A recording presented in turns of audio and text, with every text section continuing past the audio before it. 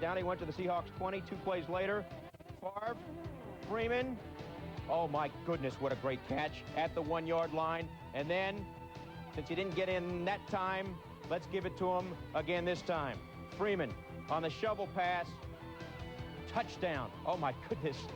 The shovel worked, and the Packers win it. Final score was 31-10. Freeman, 2 touchdown receptions. Meyer in the loss, 10 of 30, 156 yards, and 4 interceptions. Favre, 4 touchdown passes, 7 straight games for him with at least 2 touchdown passes. Rams and the Cards. First quarter, no score. Cardinals special teams. Jeff Fiegel's punting for the second time. Eddie Kennison, the rookie from LSU. Eddie, welcome to the National Football League. 66 yards, 7-0 Rams after 1. Tommy, what do you have on Tony Banks? Tony Banks can set in the pocket and throw the football. Here he sets. Look at him put it up to Isaac Bruce. And a perfect pass over the top that gets there in a hurry. Banks, his first pro start. Cardinals come back. Kent Graham, Frank Sanders, touchdown. We are now tied at 28. We go to overtime. In the overtime, LaShawn Johnson, 214 yards last week. His biggest run this week. We're in overtime. 66 yards all the way down to the 8-yard line. And that's going to set it up for the Cards. They were down by 14 points on 2 separate occasions. Greg Davis, 26 yards for the win. It is up, and it is good. An amazing victory for Arizona. The final score, 31-28. Johnson, 12 rushes, 97 yards. Banks, in his starting debut, played well. 10 of 18, 186 yards. Arizona winning at 31-28 for the story. Kent Graham, Chris, he passed for 366 yards. I'll say it again. Kent Graham, 366 yards passing. Hey, they're 2-0 when he started. And Tony Banks, I mean, we kind of had fun with this one earlier in the day. So, Kent Graham and Tony Banks. Tony Banks going to be playing for a while time. And Kent Graham, he never really played himself out of that job in New York. He just became a victim of circumstances, I thought. Well, and I think certainly Tommy Maddox was a guy that Dan Reeves wanted to keep around. More importantly, I think he didn't want controversy between Kent Graham and Dave Brown. When you talk about Tony Banks, though, a classic stand-up pocket passer who will now allow them to stretch the football field. And that's something they couldn't do with Walsh. I asked Jackie Slater, and you can do the history of the Rams with Jackie. I said, do you remind you of a Ram quarterback a long time ago? And not only because of the color of his skin, has nothing to do with it. James Harris. Yes, I played against him a few times. Yes? Yeah. Stands, fires with not a lot of effort, and tough customer. Yeah. Welcome to the NFL, Mr. Banks, but a nice win by Arizona, who's come off the mat. When we return, we had some big games late. We'll show it to you when we return.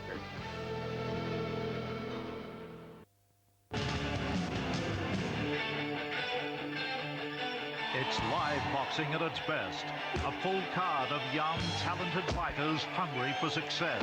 Headed by Justin Rousel, the dual Australian champion, against Setnat Ratmangan, all the way from Indonesia. Both boxing were shot at the big time. It's a fight night special live from Surfers Paradise, Saturday, 7:30, exclusively on Sports Australia. There was a time when this city was repressed. What is this, some strange Glenn Miller-based religious ceremony? But the revolution gave it freedom from everything except America. I think it's well known that anti-Americanism has its roots in sexual impotence. Now, from the Movie Network's new Mosaic library of quality features comes a story of love and betrayal. Barcelona, a Mosaic feature, premiering October 7th on the Movie Network. Hey, baseball, the playoffs begin right here on ESPN. Watch it at work, come home from school and watch the games. Baltimore, Cleveland at Baltimore, that's game 1 at 1 on Tuesday. Then the Pods at Cardinals, I'll be there with Buck Martinez. That's at 4 o'clock Eastern time on Tuesday. Then we get 2 more games on Wednesday at 1 and at 4 o'clock, and so it goes. We're excited to bring you the majority of the divisional playoffs here on ESPN. 4-0 against 3-1. The biggest game of the day, the Kansas City Chiefs have won 12 straight games in the division against the San Diego Chargers, and certainly euphoria sweeping the Murph. The Padres, as you saw on ESPN, winning the NL West, winning 3 at L.A. Could the Chargers beat the Chiefs and get in first place? Big-time excitement at the Murph. Here we go. Marty Schottenheimer and the Chiefs. They've won 10 of 13 games from the Bolts in the 90s. We're tied at 9. All field goals, Stoyanovich and John Carney. Darian Gordon fumbled the punt earlier to set up a field goal, but not this time. Gets away from Greg Minuski, and he could go all the way. Darian, just get into the end zone, though, but it's 16-9. Good. Next play after the kickoff. Steve Bono to Marcus Allen. And Tommy, look at Marcus until the former Chief, Kevin Ross, makes a saving tackle, and it holds them to a field goal. We're tied at 16-all, and it's 19-all, 7 minutes to go in the fourth quarter. Junior Seau, fumble recovery in the first quarter. Interception of Bono here, and you know he's fired up. Here, have this, while I'm busy watching John Cotty. Sheila McCray! But not good night, everybody, yet, because it's 22-19, and the Chiefs get rid of the ball, and Leonard Russell trying to ice it for San Diego. But look what happens. Oh, he fumbles it, and up 3, the Chargers give the Chiefs another chance. 15 seconds to go. Stoyanovich, 47-yard field goal. Blocked! It's blocked. Mims the word. Chris Mims blocks it. And the Chargers have ended the Kansas City Chiefs winning streak in the division and have tied them along with Denver atop the division in the AFC West. Here we go again in that division. Chargers 22 and the Chiefs 19. Falcons and the 49ers. Well, you know, it's Bobby Hebert starting for Jeff George. His day is over with the Falcons, it looks like. And Elvis was in the building for an injured Steve Young. Hebert. Oh, the Pope did it. Marquez Pope. With the score 6-3, make it 13-3. 55 yards for Marquez, intercepts Bobby Hebert, making his first start since 93. Second quarter, Terry Kirby in the backfield. And Kirby can throw it. He does it to Jerry Rice. If you're going to throw it, might as well do it to him. 20-3. Steve Young watching, saying, you know, I wish I could have part of this fun because we always kill Atlanta, at least in our park. Elvis Gerback to Ted Popson. Rumbling, bumbling, stumbling. Touchdown. And look at Ted. Touchdown from Elvis. He's going to fire it. Where's Ted? Going to fire it toward the bench. Goes back. He throws. He's so excited that he completes it to Steve Young. Steve actually caught that pass as the Niners scored 33 straight points and go on to whip the Atlanta Falcons 39-17. Jeff Wilkins with 6 field goals tied a club record set by one of our favorites, Ray Wershey, who did that back in 1983. So Tommy, Gerback now 4-2 as a starter, and also a big, big win for San Diego. Yeah, and the mistake-proof day for Gerback and the San Francisco 49er offense with 3 INTs stand out for Bobby Hebert. And then when you talk about San Diego, a game of big plays, and nobody played bigger today than Junior Seau. No question. When we return, we'll dole out the game balls. Exciting games out on the coast. Would the youngster get it? Would a veteran get it? Oh, you got to wait. We dole out these game balls. All of America on the edge of their seats. Got the look, got the style, got a whole new thing. Got a reason to celebrate. Come on, join in. We give you more. We give you more. We give you more. We give you more. We give you more.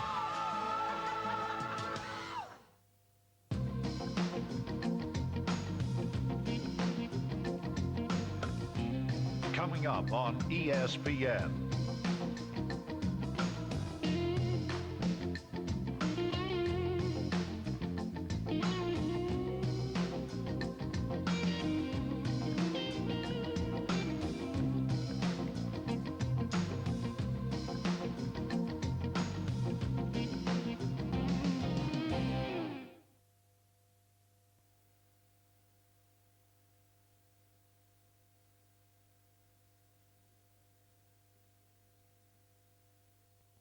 Junior Seau, but you know what? A big game and doesn't get as much pub. Alfred Papunu platter. He had the pot stickers working. He had the Mushu pork working. He was big. 5 catches, 83 yards as the Chargers beat the Chiefs. Billy, what do you have? My primetime player, Baltimore's Ernest Biner, 13-year vet, 24 carries, 149 yards as the Ravens beat the Saints 17-10, Tommy. Yeah, my primetime player, Tony Banks, in his first start for the Rams, 10-17, the 3 TDs. Kent Graham threw up bigger numbers, but this is Tony's first start. They hope they'll see a lot more like this. We'll be back.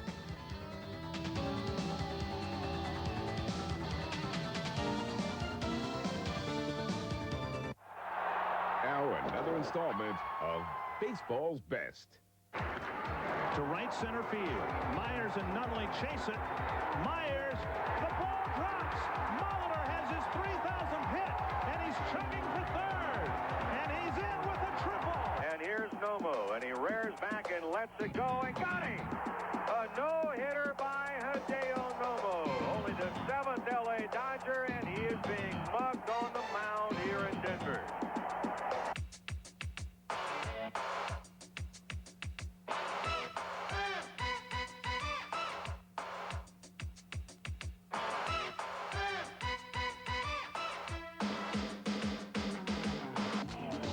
Ground ball toward third, and backhanded by Vizquel toward the second. In time!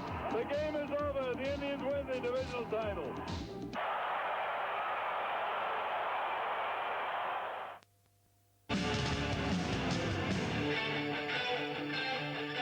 It's live boxing at its best. A full card of young, talented fighters hungry for success. Headed by Justin Rousel, the dual Australian champion, against Setnat Ratnangan, all the way from Indonesia. Both boxings were shot at the big time. It's a Fight Night special live from Surfers Paradise, Saturday, 7:30, exclusively on Sports Australia. 30 Eastern time, get you set for the Cowboys and the Eagles. And then are you ready for some football? At 9 Eastern time on ABC's Monday Night Football, Cowboys and Eagles, and that crowd will be unruly. Hey, this is a shortened version of NFL Primetime. We'll have the full version at midnight Eastern. That's 10 Mountain. That's 9 out west. That's 6 in Hawaii. For Tom Jackson and Bill Pito, I'm Chris Berman. See ya. The following is a special presentation of ESPN, the worldwide leader in sports. Welcome to RFK Stadium in Washington, D.C. Tonight, the NFL on ESPN brings you the New York Jets and the Washington Redskins. The Redskins come into Week 5 riding high on a 3-1 start. Terry Allen has been the chief weapon for Washington, leading the NFC in rushing with 418 yards and 5 touchdowns. The Jets are in the midst of a major tailspin, desperately searching for their first win of the season.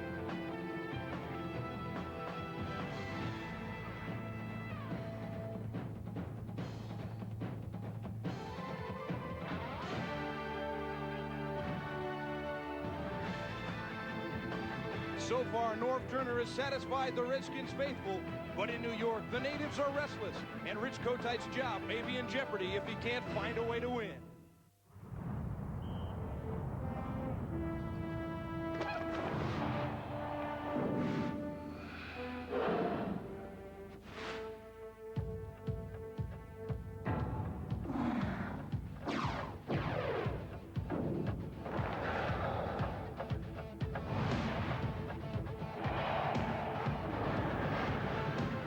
Made Keyshawn Johnson the #1 overall pick in this year's draft. The rookie wide receiver was flamboyant after his first performance. But Neil O'Donnell and he haven't found the chemistry to strike fear into opposing defenses. The Redskins' D has been stellar, holding opponents to a league-low 10 points a game while making impressive stands. If anything, Washington will have to guard against being overconfident against a desperate Jets ball club. From RFK Stadium in the District of Columbia, the Redskins and the Jets are prepared to do battle. The opening kickoff is next on ESPN. Need a score or late-breaking sports news? Call the ESPN Worldwide Sports Update line. Just dial your international code in 852-172-78400. You'll hear the latest information in English on major world sporting events. For the latest scores and the latest sports news, call all day, every day from anywhere in the world. The ESPN Worldwide Sports Update line, 852-172-78400, 24 hours a day from ESPN.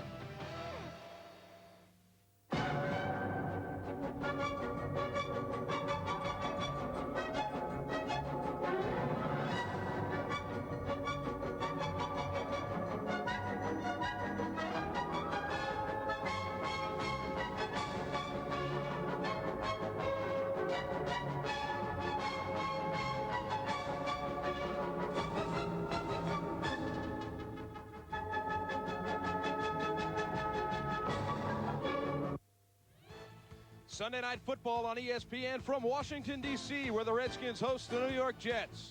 I'm Mark Brown along with Freeman McNeil, and so far in 96, a story of two teams going in opposite directions. This offseason, the Jets spent nearly $80 million to upgrade an offense that has scored 7 or fewer points in 3 of its 4 defeats. And the Jets' defense is hurting with injuries to starters Hugh Douglas and Eric Howard, who are out. Defensive end Marvin Washington is questionable with sore ribs. Redskins have settled on the solid, if unspectacular, performance of quarterback Gus Frerotte. Now with Michael Westbrook out with a knee injury, the Skins will lead much more heavily on elder statesman wide receiver Henry Ellard. Well, Freeman, Rich Kotite in his last 27 games as coach of the Eagles, and now the Jets is just 3-24. Needless to say, the job's in jeopardy, but more importantly, the Jets need to find a way to get a win. How can they do that today? Well, they better look at the talent that they brought and say, okay, guys, it's time for you to earn the money. We need to put you out there, and we're giving you an opportunity to go out there and win this game. Do it. The talent has been assembled by the New York Jets. They have yet to play well together. We talked about the incredible amount of money that they spent, particularly on the offensive side of the ball. Some injuries have hampered them in preseason, but now they're in the regular season, and Neil O'Donnell needs to start performing. Now, look at the AFC East. The Indianapolis Colts way on top at 0-4. New York Jets way down the bottom at 0-4. I guess the last thing they really need to think about, Freeman, is necessarily the playoffs, but just getting up to a 500 level. And, of course, the Washington Redskins are 3-1, and they're in a fight for the top of the NFC East with the Philadelphia Eagles at this point. So a win here would give them a leg up on Philadelphia. Well, for the Redskins, their head coach is Norv Turner. And this guy went 6-22 in his first 28 games. In his last 8 games, he is 6-2. So this Redskin franchise is being turned around. Their defense is there, and they've got the solid running game. Well, the Jets will receive. And a nice move up the right sideline. Plenty of room there as Bailey takes it out for good yardage on the return. Starting quarterback for the New York Jets, of course, is Neil O'Donnell. He brought the Steelers to the Super Bowl last year. Thus far this season, he's been less than spectacular. Got those 6 INTs. He only had 7 in all of 95. So he'll try to get something going for the Jets. They've got the possession at their own 39-yard line to start the game. Good field position provided by the Bailey return. Richie Anderson's in motion. The give is to Adrian Morrell off the left side, and there's nothing there.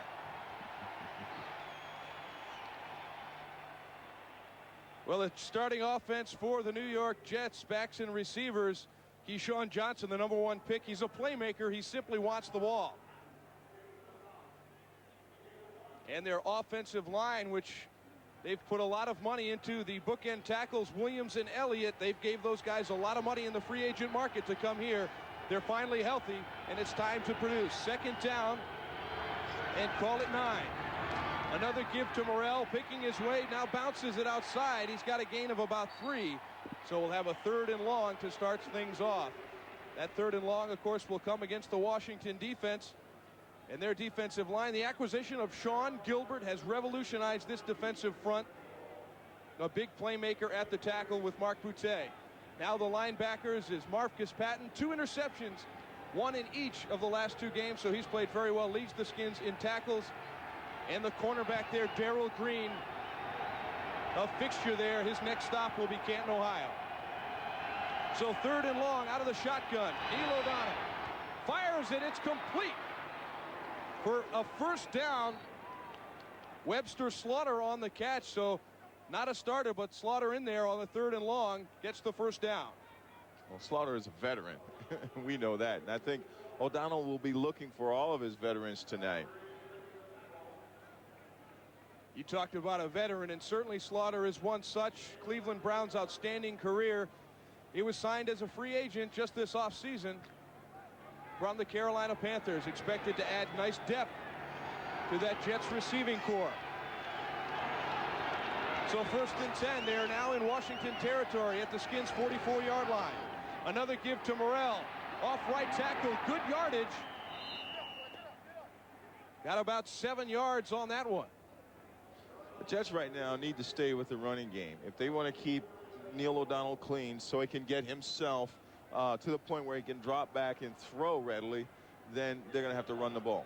And Neil O'Donnell has always had good running teams. You see in the earlier years, those were, of course, with the Steelers, but he has nowhere near that type of running game right now with the New York Jets. 25th ranked and an 0-4 record. A lot more pressure on Neil O'Donnell to throw the football. But good first down yardage on that last carry by Morrell. And it's 2nd and 3. Morrell again, he's got the ball that carries thus far. He's very close to a first down. Well, you could see this Washington Redskin defense knows what it wants to do. And I think the first thing that they're going to try to do is nail shut the running doors that are out there. To me, sometimes it seems like they're in a 5-man front with 2 linebackers stacked behind them. Now, I don't know if this is designed or if this is something they kind of come to with this defense because they believe so much in this defensive line. He was short of the first down, 3rd and 1. High formation behind O'Donnell.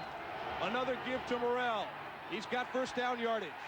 Not much, but it appears to be just enough. Well, football is a game of inches, and right now they have to stick with their game plan. And I hope that game plan is predominantly running, trying to establish that line of scrimmage. It's very important at this point because right now, you're right. O'Donnell has to be able to come out and have protection so he can throw the ball down the field in order for this team to win.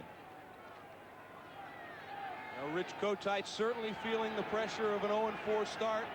The New York media is all over this man.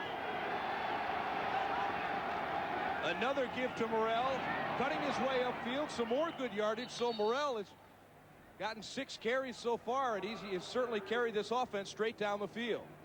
Well, it seems to me that right now, Morrell is the featured back today. I think he was really, really excited about this week because, you know, he wants to carry the ball. He's another guy like Keyshawn. He wants to be able to perform. Well, last week versus the Giants, see what they've done on the ground. Not much. 2nd and 5. They've been able to run the ball so far tonight against that big defensive line of Washington. Morrell again, this time surrounded after about a 2-yard gain. This is a gaming defense.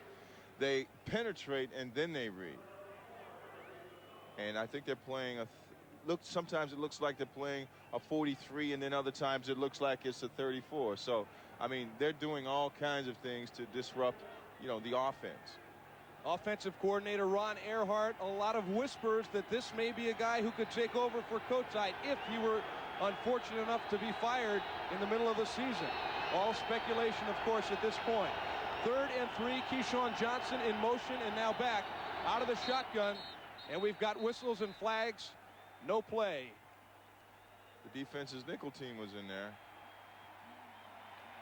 Apparently, Jumbo Elliott moved before the snap. Prior to the snap, number 76, offense, false start, 5 yards, still 3rd down. Wow. I mean, this he's been around for a while, so evidently he's looking at something on the defense that kind of caught his attention, and something he's really worried about. So the 9-year veteran, longtime New York Giant left tackle, now his first season with the Jets. Again, shotgun on 3rd down. Nobody out there in the flat. Looked like some miscommunication between O'Donnell and his intended receiver. We didn't see anybody out there. Well, they went with a 4-receiver type of offense, so there had to be some kind of miscommunication. And I think it was. I think it was with the receiver because the receiver didn't come out to the flat. Usually that's a flood-like type of situation. So Nick Lowry will be on to try the field goal. It'll be a 35-yard attempt. Make it 45, and he just pulls it wide. So Nick Lowry, there it is, just pulled wide. And Lowry, very unusual to see a Lowry miss. He is the most accurate field goal kicker in NFL history. When we come back, it'll still be 0-0 with 9:08 to play in the first quarter. Washington will have the ball. Cat, did you ever play under Chappelli? No, I played under AB, and AB played under Greg. That's right. I played over Cat. And over you, Warnie. And you played under Greg? Yeah, Greg played over me. So did you play under Cat, AB? Yeah, I played under him a few times for Queensland, but over him for Australia. Who does Shane play over? He doesn't usually play over anyone. He tends to go around them. This summer, Sports Australia will bring you over 650 hours of cricket. That's over 7,000 overs, and some of them under lights. I can't get over that. In the days of rationing and clothing coupons, they had to learn to improvise. But with liberation came transformation. I would never play it safe. How could you? You gotta have fun with it. It's fashion. You have to be a maniac. And we're all maniacs. So once you succeed, we're all maniacs. I've got to turn it into a dress. Don't get me started, girl. Take the plunge. Revamp your look with Fashion Television. Every Tuesday, 6:30 on Sky News. Oh, you have to suffer to be beautiful. Got the look, got the style, got a whole new thing. Got a reason to celebrate.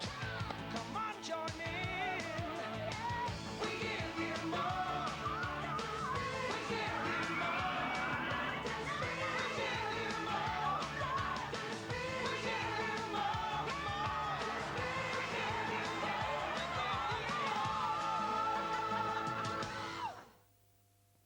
Score in Washington early in the first quarter. The New York Jets drove the ball down the field after a good return, but missed on a 45-yard field goal attempt by Nick Lowry. Gus Frerotte, the starting quarterback, many thought it would be Heath Schuler. These two were both drafted in the same season, both in their third year. But Gus Frerotte has developed more quickly than the number 4 pick overall. 1st and 10 on their own 40-yard line. Frerotte, and it's a reverse, and Leslie Shepard will take it around the right side. Frerotte leading the blocking, and he actually made a block for him. And you got to love that, a quarterback. And look who he made the block on, too. The best player on the defensive squad, Mo Lewis. Let's take a look at this. I can't believe this. He comes back. Now, he fooled me, too. I thought it was a run off the left side, but the ball was given to the reversing receiver, and the only way he made the corner was because he got blocked from the quarterback. Now, that's a tough quarterback. He may not be too smart in an incident like this, but he's so good. Well, a gain of 16 on their first play. It's 1st and 10. And now the pitch is to Terry Allen around the left side. Not much there. And Ray Mickens came up from the corner to make the stop. Now taking a look at the starting lineups for Washington. You see Henry Ellard, veteran wide receiver. Terry Allen, the leading rusher in the NFC. He's got 418 yards already. In the offensive line, second-year man Corey Raymer is the center. Has never snapped out of the shotgun until this season. He'll also call blocking assignments at the line of scrimmage. So called a gain of 6. It'll be 2nd and 4. 37-yard line of the Jets. Frerotte back to pass. He finds Asher just beyond the first down marker. For the New York Jets defense, their front line has been banged up. You see no Marvin Washington there, no Hugh Douglas, no Eric Howard. These guys are trying to scrap it together. And the linebackers, a pretty solid core. Marvin Jones has come into his own. Mo Lewis, longtime linebacker. And the 3 Texas A&M defensive backs here, Glenn and Mickens at the corners, are young, but they'll be good ones. Terry Allen on the pitch. Matt Brock was deep in the backfield. Allen just scrambling for his life, and a major loss on the play by Allen. The Jets, they have a great defense. Potentially, everyone's not there. But you see how they pursue the ball. They're relentless, especially the 3 linebackers. And the one thing they do is chase. This makes it a good defensive unit. But they've had their problems, and injuries will ruin any team. Defensive coordinator for the Jets, Jim Vesciarelli. He has had a good defensive unit here. That was not the problem coming into this season. It was the offense.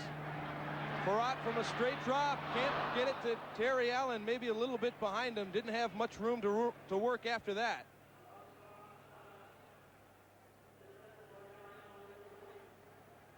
Well, Gus Frerotte was a starter at times last year. In his first 4 games, you see how many yards a game he threw for. And that was wonderful, but they're only 1 and 3. This year in his 4 starts, lower numbers, but he's 3-1, and a lot of that has to do with the strong running game of Norv Turner's offense.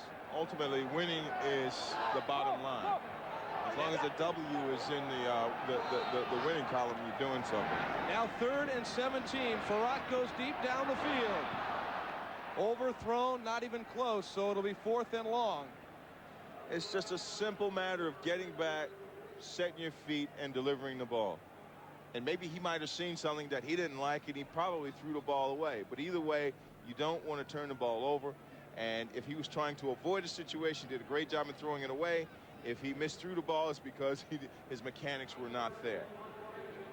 Matt Turk will be on to punt it for the Redskins. He's got an opportunity to pin them back deep. You see what he's done inside the 20 as far as being able to knock his opponents back, pin him inside the 20-yard line. Wayne Krebet is deep to receive. Fair catch signal, but the ball will bounce. And if the Redskins can get to it, they can't. Oh, that was costly. Many Redskins in a position, it appeared, to down that ball inside the 5, yet it still rolled into the end zone. Well, it was a great punt. It was. The Skins couldn't take advantage. So when we come back, the New York Jets will have the ball on their own 20-yard line. A chance to break this 0-0 tie in the first.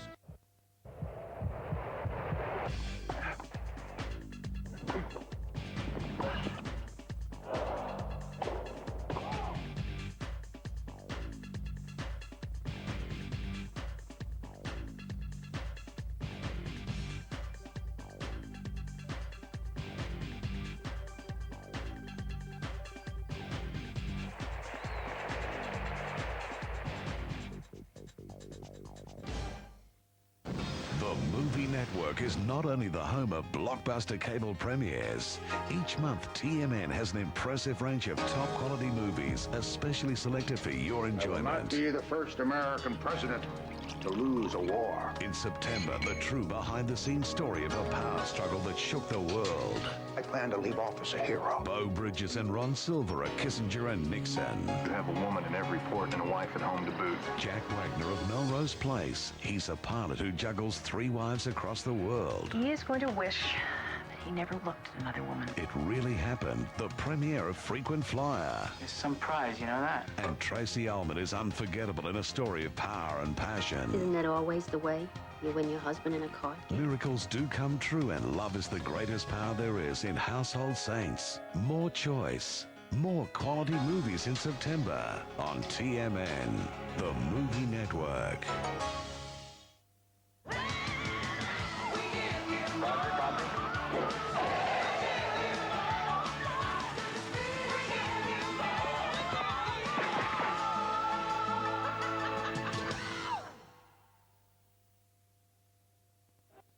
Freeman, the Skins had a chance to pin the ball deep inside the 5-yard line. But this is great, though. The punter kicks the ball. Now the receiver is great. He's going to play like he's going to feel the ball, which actually takes the attention away from the ball. So 1st and 10, O'Donnell off play action, finds Keyshawn Johnson. He's got about 7 yards on 1st down out to the 27. Now Keyshawn Johnson has been very vocal about wanting to be a much bigger part of this New York Jets offense. You see 13 receptions, 176 yards. He's gotten in the end zone twice also. Well, this is a safe offensive play. What happens here is the quarterback drops back and just throws a nice little soft pass outside. It's nice. It happens. Gain of 7 on a play, so call it 2nd down and 3. Handoff is to Morrell, picking his way very close to the 30-yard line. That would be a 1st down if he got there. Well, here we are again back to the running game, and what they're trying to do is actually establish a line of scrimmage. We could see right now that they're trying to build protection for passing the ball later on in the game. So they have to give the ball to Morrell, and they figured they could establish the line of scrimmage with Morrell. Well, Sean Gilbert was traded from the Rams to the Skins for the number 6 pick in the '96 draft. That turned out to be Lawrence Phillips. Now 3rd and 1. Morrell goes in motion. Handoff is to Richie Anderson, who just barely gets across the 30-yard line, but he didn't need much. He'll have the 1st down. Well, football is a game of inches, and if he picked up just another foot, he's made it. Let's look in here. Here's the key right here up front. Driving the guys off the line and at least getting a stalemate. The back is strong enough to do the rest, and here we see him just inch the ball forward enough to just get the first down. So the Jets have been able to move the ball so far each of their first 2 possessions. Now 1st and 10 out to their own 30. Play action again. The passes to Richie Anderson, turns it upfield, puts his head down and runs over Tom Carter. It would be enough for a first down, but we do have flags on the play. It's going to go against the New York Jets, so this one will come back. It's unfortunate because he was the hot receiver. On a corner blitz, the quarterback unloads to the flat guy, which is actually a blitz control. You have an illegal formation on the offense. The right tackle was uncovered. 5 yards. Repeat first down. See, that happens all the time. And a lot of times when you have a new system, or if you have new guys that are in your system, they're going to tend to be off the ball when they should cover up at least one side. That means they have to be on one side on the line of scrimmage along with the lineman. So now 1st and 15, backed up to their 25. The give is to Morrell, and he is wrapped up almost immediately. Give him maybe 2 on the play. Marcus Patton and Sterling Palmer wrapped him up. What a great defensive play. These guys let their offensive counterparts get into them, and then at the last minute they throw them off. Here we are. This is a draw play. Okay, these guys are not sustaining their blocks, and I think a lot of it has to do with the fact that they're not on turf. So you have a different surface, and these guys have to think like that. And you're going to get defeated by a good defensive team. Gain of just 1 on the play. Now 2nd and 14. 3 wide receivers. O'Donnell out to the right side. It's complete for a short gain, and it's Jeff Graham. Looks like it was broken up there. Well, he disappeared behind the players standing on the sideline. Looked like a good catch. Now Tom Carter on the coverage out of Notre Dame. He'll play one corner. You see 3 interceptions already this season leading the Redskins. The other corner, of course, is Darrell Green. And what a corner he is. So it is 3rd down and 14. Shotgun formation. Under pressure, O'Donnell steps up, but he is swarmed under by the rush of the Redskins. Ken Harvey was in on it. I'll tell you what, that when a quarterback holds the ball that long, evidently the defensive backs are doing their jobs. Not only that, but when these guys can get to that quarterback, let's take a look at it. When these guys can get to the quarterback, your front line is breaking down. It's unbelievable. It's great coverage by Washington's defense. So on 4th and long, Brian Hansen is on to punt. And it's a good one. Brian Mitchell back to his 27-yard line. Picks up the block and still on his feet out to the 35-yard line. About a 7-yard return on a great punt by Brian Hansen, rather. So when we come back, the Washington Redskins will have a chance from their own 35-yard line.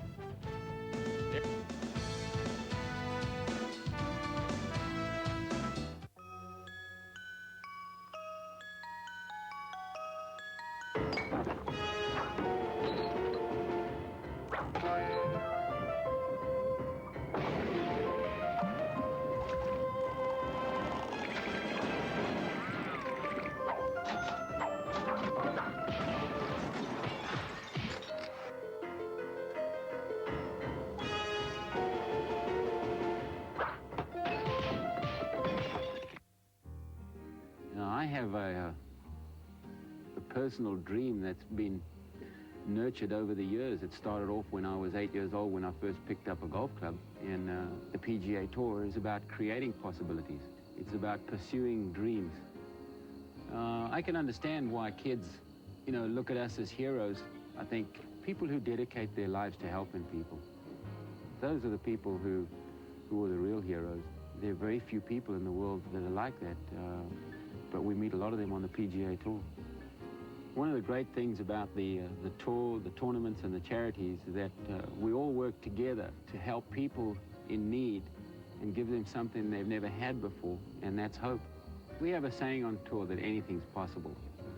There's always something that's good's going to happen. Never ever give up on a dream, because on the PGA Tour, anything's possible.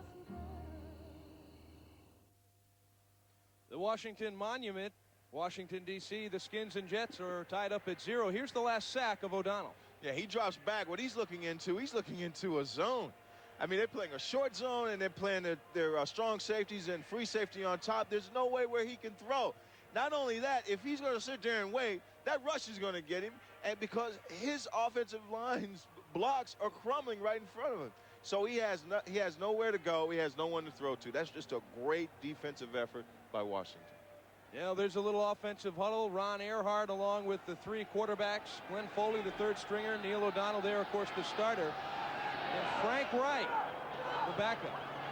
Now on 1st and 10 from their own 35. They give us to Allen, straight up the middle. He's got about 3. That's just good, hard, straight-ahead running. Both of these teams know that the one thing they have to do is establish that line of scrimmage, okay? And Washington has a great back in Terry Allen, and they're going to have to give this kid the ball.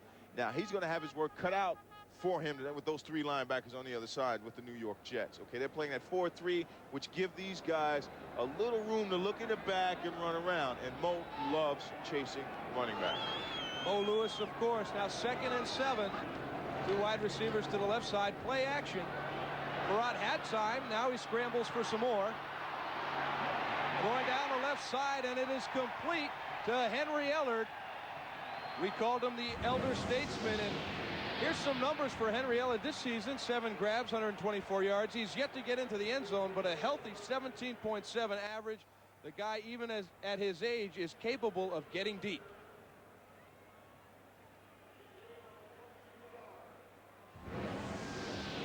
Well, let's go back and look at this quarterback from Washington. First of all, he just had great protection, and then throwing to a target like Ellard. He has it all. So a 22-yard gain on the play sets up 1st and 10 on the 40-yard line of the Jets. Handoff to Terry Allen. He gets about 4. Now, Terry Allen, an interesting story. He has had 2 reconstructive knee surgeries, one on the left and one on the right. Each time he has come out to have a 1,000-yard season. Now, you look at what he's done versus what the Jets have done this year. Terry Allen, every single number he's got is more impressive than the entire Jets running offense combined. Well, that's impressive in itself. Now 2nd and 5. Leslie Shepard in motion. The lone back is Terry Allen. He'll get the carry. Breaks 1 tackle, can't break the 2nd.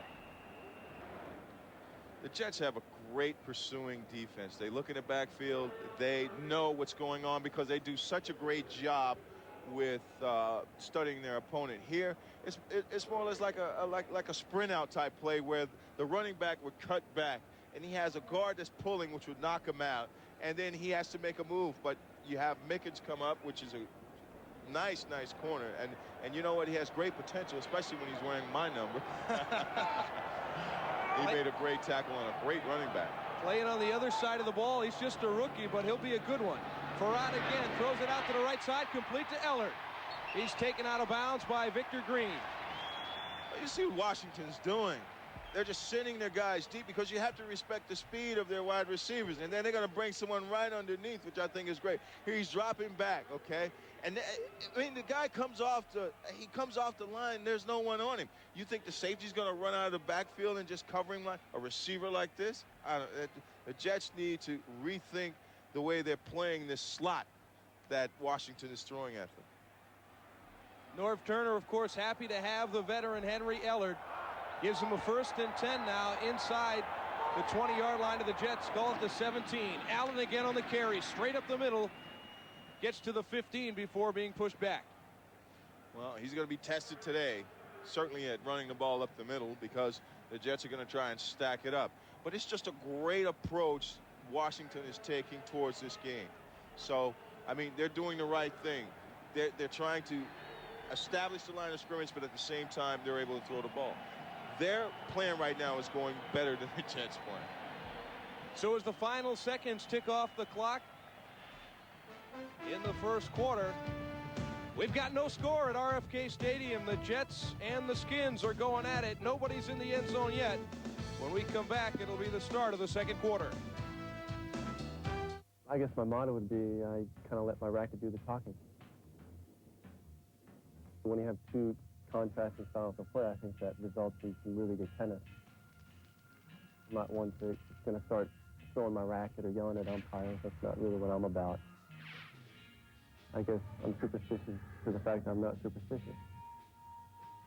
You know, I like to think I don't have any weaknesses. I'm sure I do have some, but, you know, I think I like where I am right now. Need a score or late-breaking sports news? Call the ESPN Worldwide Sports Update line. Just dial your international code in 852-172-78400. You'll hear the latest information in English on major world sporting events. For the latest scores and the latest sports news, call all day, every day from anywhere in the world.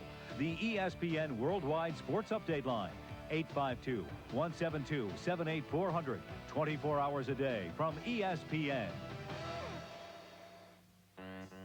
ESPN presents International Rugby.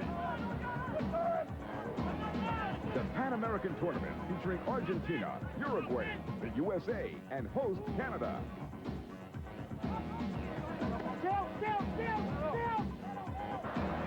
15 against 15. It's rugby union at its very best.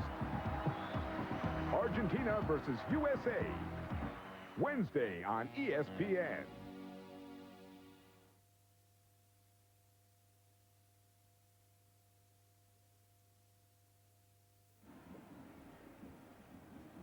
Well, start of the second quarter, RFK Stadium. Get some blimp shots for those overheads. Beautiful scenic overheads of RFK Stadium. Time to look at some first quarter stats. Nothing for scoring from these two teams. But as far as total offense, the Jets 41 yards. Washington's got 72. Done most of that on the ground. Now Farad will throw short, complete to Jamie Asher, the tight end, down to close to the 10-yard line. Mo Lewis and Gary Jones in on the stop. Wow, he put that in there because if I was standing back there, I wouldn't have thrown that pass. But let's look at what he looked at. He drops back, and he's reading. He has two places he can go now, to the flat and to his tight end. But I think what he saw that I didn't see, his tight end got separation from the linebacker. And because he's a big target, that's a much safer throw than it is going to a smaller guy. Looking at the red zone production, Washington doing a great job, 5 of 7 for touchdowns. Now it's 3rd and 4 at the 10. Play action deep to the corner, off the outstretched hands of Galbraith. It would have been 6. You know, if these young guys would just stay on their feet, because once you leave your feet, you have no control. It was a play action pass. The Jets respected it because the kid is running so well at the running back. The tight end is wide open, and because he leaves his feet, he has no control, and he misses the ball. Well, the ball was put where it had to be. And now Scott Blanton will be on to try. They'll put it down at the 18-yard line. That'll be a 28-yard attempt from Scott Blanton, the rookie. And he puts it straight through. So the Washington Redskins are the first on the board. Scott Blanton's 28-yard field goal gives the Washington Redskins the 3-0 lead as we open the second quarter.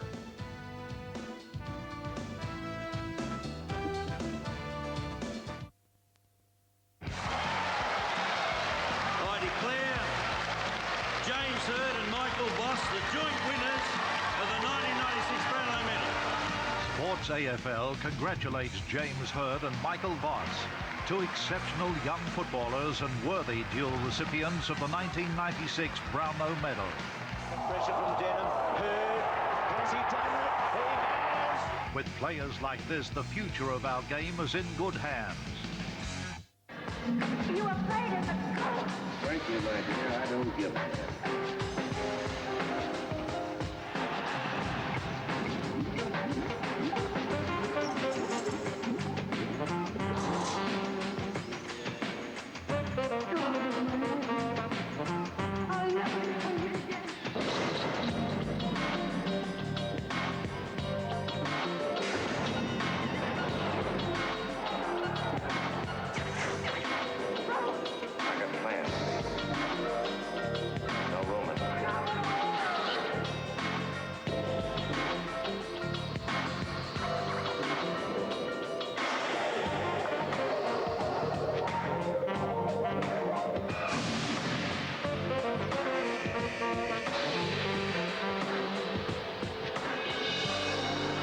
Discover the movies on TNT.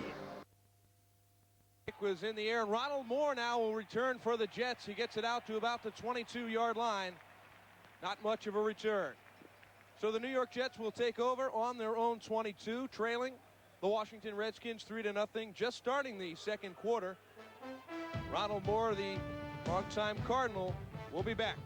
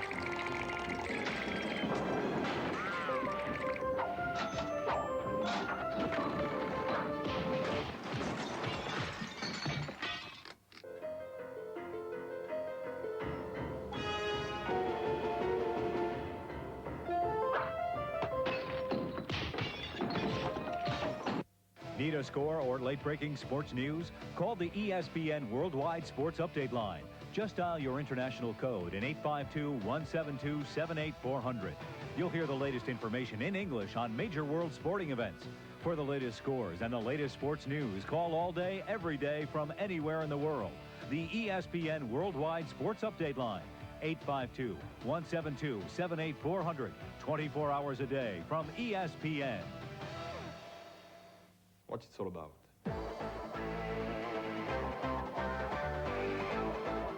It's about scoring goals. And goals. Heroes. It's about winning. 55,000 strong at RFK Stadium. Next season, sometime next season, they're not sure when, the Redskins will move to a park in Landover, Maryland.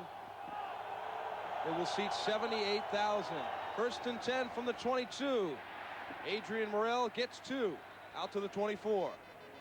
Well, I mean, on a play like this, here's your offense that's setting up, and you're trying to run the ball so you can establish the line of scrimmage, and your runner's getting tripped up, not from a guy that's on the line of scrimmage, but from a guy who's penetrated the line of scrimmage. You can't have that. If you want to establish that line of scrimmage, these guys got to fire off, because you'll be in for a long day if your quarterback can't drop back and pass it. Right now, they are not respecting the run from the Jets. Second down and 8, I formation behind O'Donnell. 2 receivers out to the right. That's where O'Donnell goes, and deep down the field, all kinds of contact, and Jeff Graham pulled it down. Now, was he in bounds? But what was happening up and down the sideline? There was contact all the way down the sideline. I saw them when they were running down the field. Well, there are flags on the play. We'll have to figure out what happened. What did happen, we know, is Jeff Graham came down with a spectacular catch. Well, I tell you what, the offensive line is protecting Mr. O'Donnell, and he lets one go down the sideline. Oh, here we go now. Oh, it's pass interference. Tom Carter had the coverage on the play. You see the official throwing the flag. Pass interference. Pass interference. Defense. Number 25. Lines declined. Completed catch. So a big play. There's Tom Carter out of Notre Dame. He had tight coverage on Jeff Graham, maybe a little too tight. Well, it seems to me here that he didn't know where the ball was, and so he felt himself pressured, and he had to play the receiver because he knew the ball was coming there. So he did all he could to fight, and he got caught.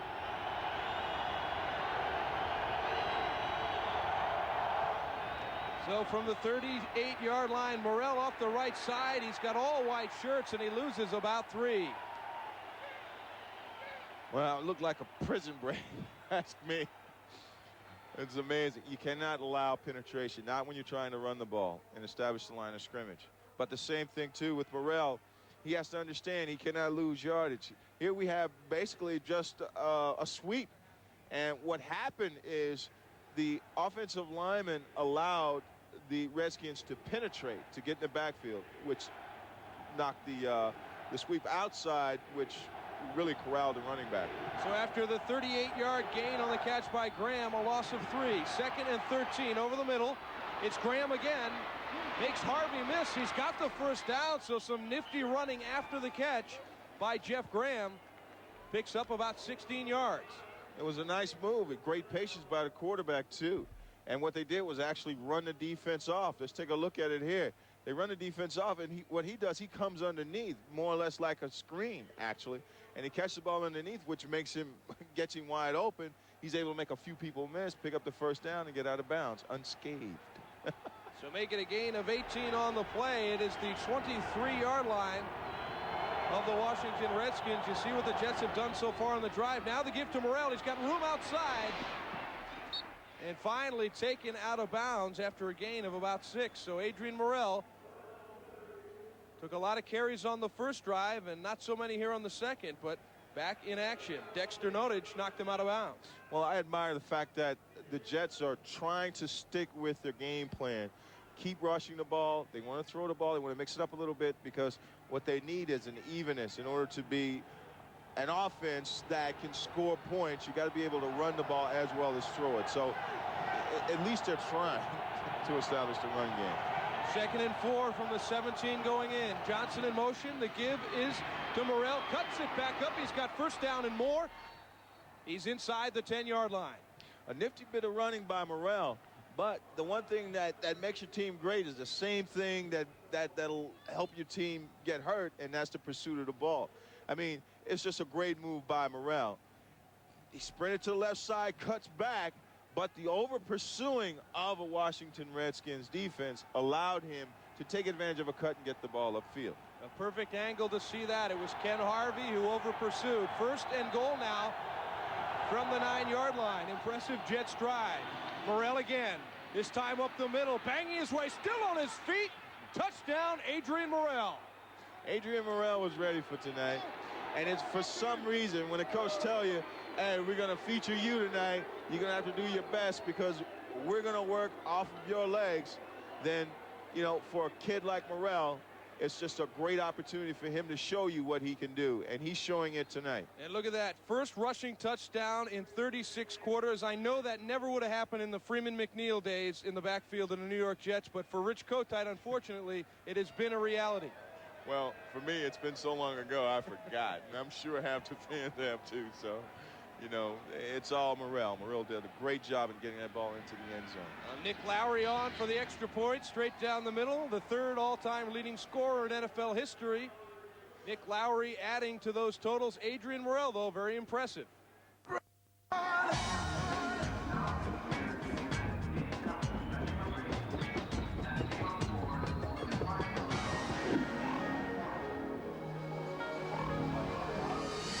First I didn't have the will to carry on. Illusions in my mind. Life goes on now. Take me to that funky place where you were never born. Bring it on.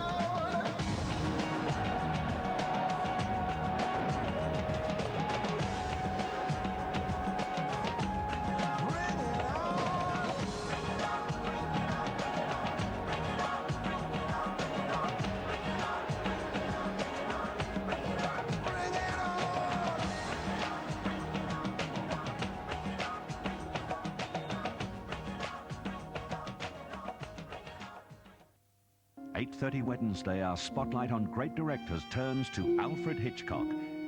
A master of manipulation and control, he created a gallery of unique thrillers, including I Confess and Psycho. This is a true story, every word of it. His name is synonymous with stylish, sophisticated suspense, placing ordinary people in extraordinary life or death situations, influencing a whole generation of filmmakers and entertaining moviegoers the world over.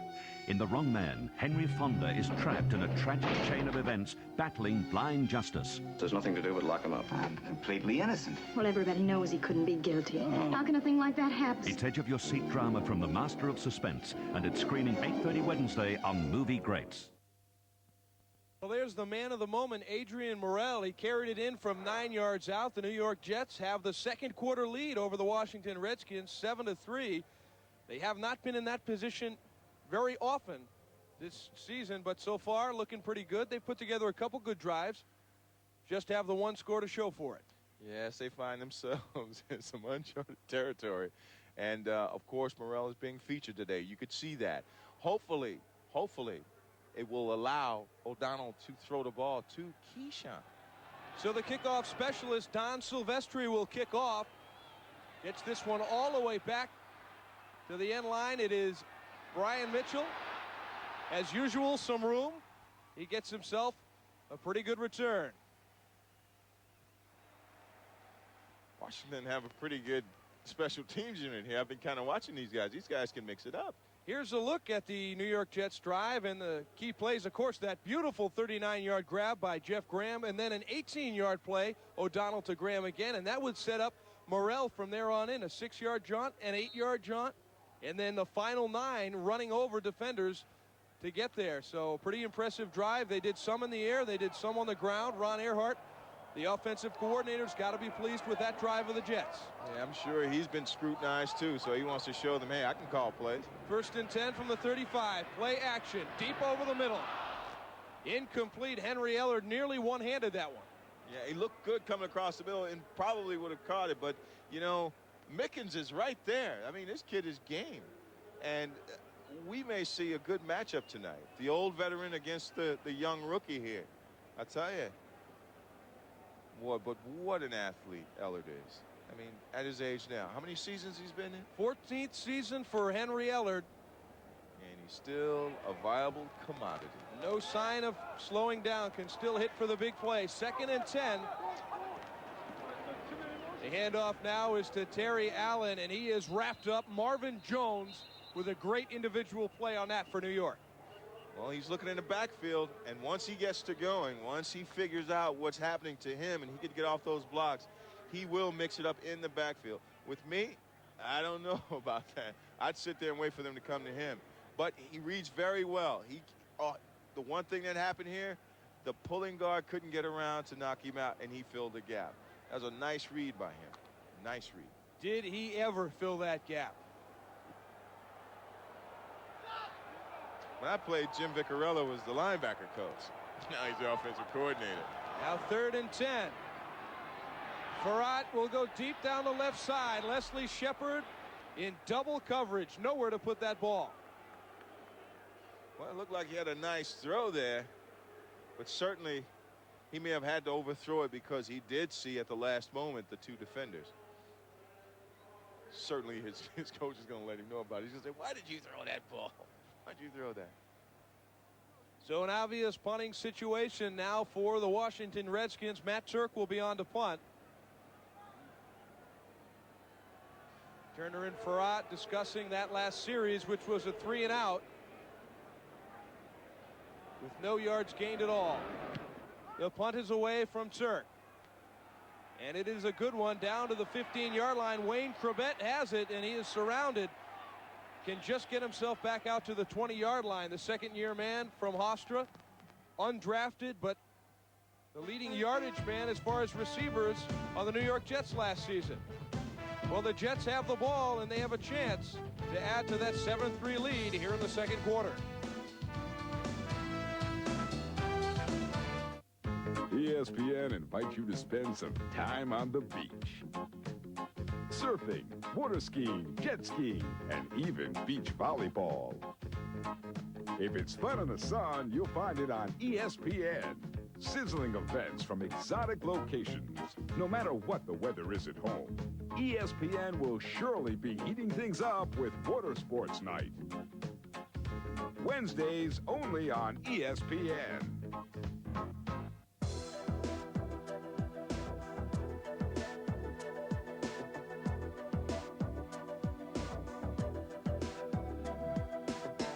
The best tennis players in the world on ESPN.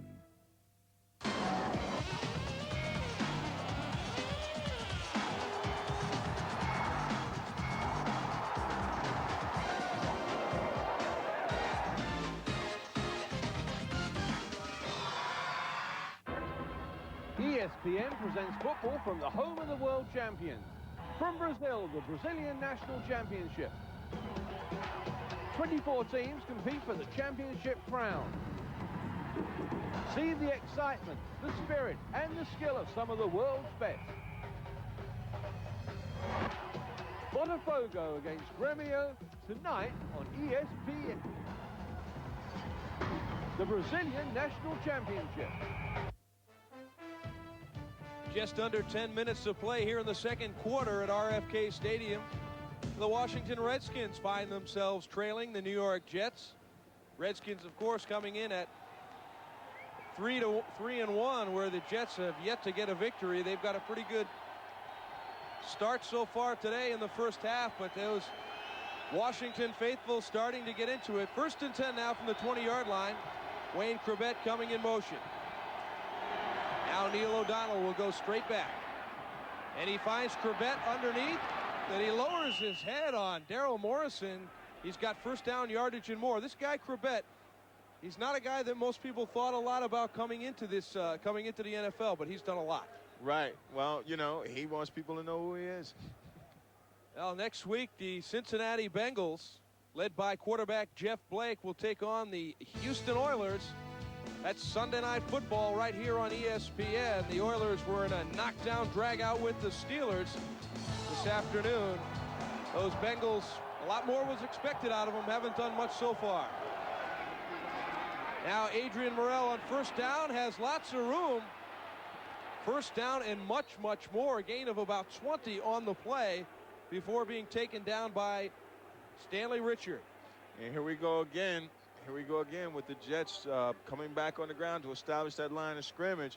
And it's just an off-tackle right play, which they were able to cut the corner because they got that seal block. And Adrian Morrell, it's his night. The coach says, we're going to feature you. We want you to run the ball. And that's exactly what he's doing. And you could better believe he's going to set Neil O'Donnell up. And he's going to come back and throw the ball, maybe with a play-action pass. Who knows? Well, the Jets have 68 yards on the ground so far, so they have established that run. 1st and 10, Washington 44. Morrell again, cutting it back up. There's a helmet loose on the field, but not until Morrell gets about 5 yards. And when you see a running back start to move like that, you know that he's about to get into a groove, and he's feeling something. And the one thing you want to do is feed this running back, feature him by giving him the ball. Neil O'Donnell will throw for a lot of yards, but if you feature him, then the defensive line will have to honor the running game, so they can't get upfield that fast on O'Donnell. A running back gaining confidence in this game certainly is Adrian Morrell. Good yardage on first down. Now 2nd and 5. Morrell again cuts back up, looking for more yardage. Gets about 3. But you can, like you said, you can sense that this guy's gaining confidence. He's looking to experiment almost in the open field. That's right. And this particular play that just passed, he's a little winded now, so you may have to give it to his fullback, because on that play, he kind of like, well, I guess I'll abort the mission. He should have just stayed outside. But I don't know what he sees. But, you know, just give him the ball. And they're causing problems for the Redskins. They're calling timeout and everything. It's kind of taking this defense by surprise. They think he's going to throw the ball, and they're going to run. They're running Morrell, and pretty soon they got to sit back on their heels, and that's when O'Donnell's going to get to them. You see Neil O'Donnell, what he's done in the '96 season with New York versus what he had done with Pittsburgh. Not nearly the type of season he had last year with the Steelers. Well, it's a new club. New club, new problems. But he's got a 7-3 lead. Now another installment of Baseball's Best.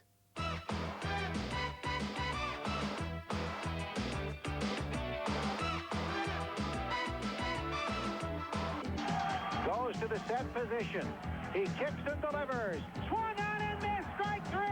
Roger Clemens ties his own Major League strikeout record. Padres will put the shift on Bonds, and he hits it high and deep and out of here.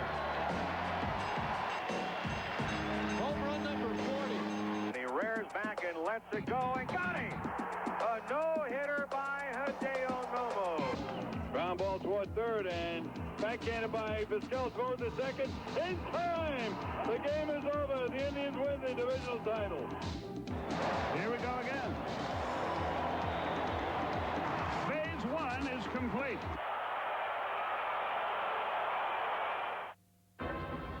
ESPN presents football from the home of the world champions. From Brazil, the Brazilian National Championship. 24 teams compete for the championship crown. See the excitement, the spirit, and the skill of some of the world's best. Botafogo against Grêmio tonight on ESPN. The Brazilian National Championship.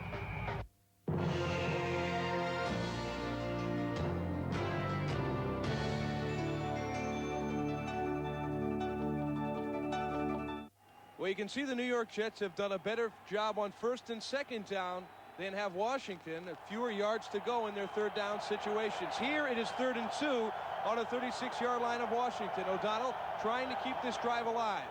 The pitch is to Morrell, and he's got plenty of room and an escort. Cuts it upfield, now cuts it back, and he's down to the 12-yard line. Adrian Morrell is having the game of his life. Well, I'll put it like this. It looks like Earhart is out thinking this defense by coming out and lining up in like a passing offense, and they turn it into a run, which I think is great. Here we get a sweep, and Morrell is tossed the ball by O'Donnell, who gets outside right now. Slaughter comes down, knocks the guy, the defensive end or linebacker down, which turns the corner, and that's instant yardage.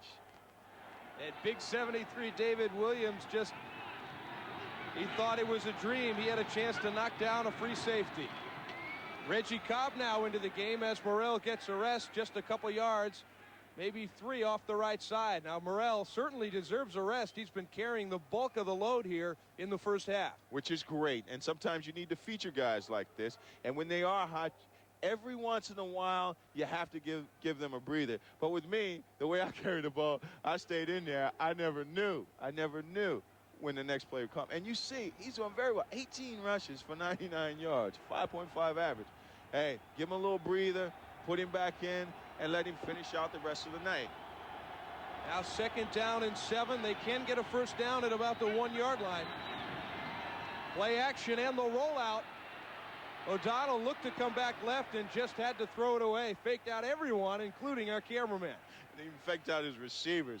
But still, did you see how the defensive line froze? Because now they must respect the run. And I think that's what Earhart was trying to get Washington to do, so his quarterback can drop back, get a clear view, and deliver the ball. Here he just made a great decision, being down in the red zone and throwing the ball away. Hey, we got some more opportunities. Let's regroup and come up with a better play to get a touchdown. So the experience of Neil O'Donnell not wanting to turn the ball over. 3rd and 7 now. Line of scrimmage is the 8-yard line. Throwing it short and knocked away. It was intended for Jeff Graham. Stanley Richard on the coverage. Just a great play by the defensive back. They stayed with their men. They weren't fooled. They realized that the Jets were doing a good job. So everyone kind of looked in the backfield. The defensive lineman fought upfield, but O'Donnell had the time. He threw it. It was just a great play by the defensive back to break up the pass. Excellent coverage. And the play would have been well short of a first down with that tight coverage. The ball was not thrown to the sticks. Now Nick Lowry will be on to try a field goal. This one should be a 25-yarder, make it 26-yarder. And this one is good, so Nick Lowry makes good on his second attempt. He missed one earlier from 45 yards, but is able to get this one through from much shorter range. Well, he had to regroup. He had to go back and talk to his golf pro because he cooked it the first time. So the last 2 kicks, he's been following right through. He called him up on the telephone. He's probably on the sideline. He called him up on the telephone and said, hey, what did I do wrong? So he said, hey, do this. Wow. Nick Lowry back in action. He's got the golf swing together. Here's Jumbo Elliott. Look at what he's done so far today. Did a good job wrapping up the end on that one. And I tell you what, it's important. Did you see what he just did? He caved down that left side. That's what they brought him in here for, and that's what he's doing. Look at him. And that's a mountain of man right there, boy. Pro Bowler in '93, was a member of that 1990 Giants team that won the Super Bowl. The size of his neck. I bet you his head is huge. You know, I mean, the helmet that fits on. And when these guys hit you, boy, it's like a truck nailing you. I got caught in between these guys, you know, a few times, and they're just monsters. Jumbo Elliott goes 6'7", 308. The kick is away, and Brian Mitchell had trouble initially, and now we'll cut it back to the other side. An excellent return man gets a stiff arm, but plenty of help there on the kick coverage. And just driving, get Brian Mitchell out of bounds. You know, he bobbles the ball, and that gave him just a little time.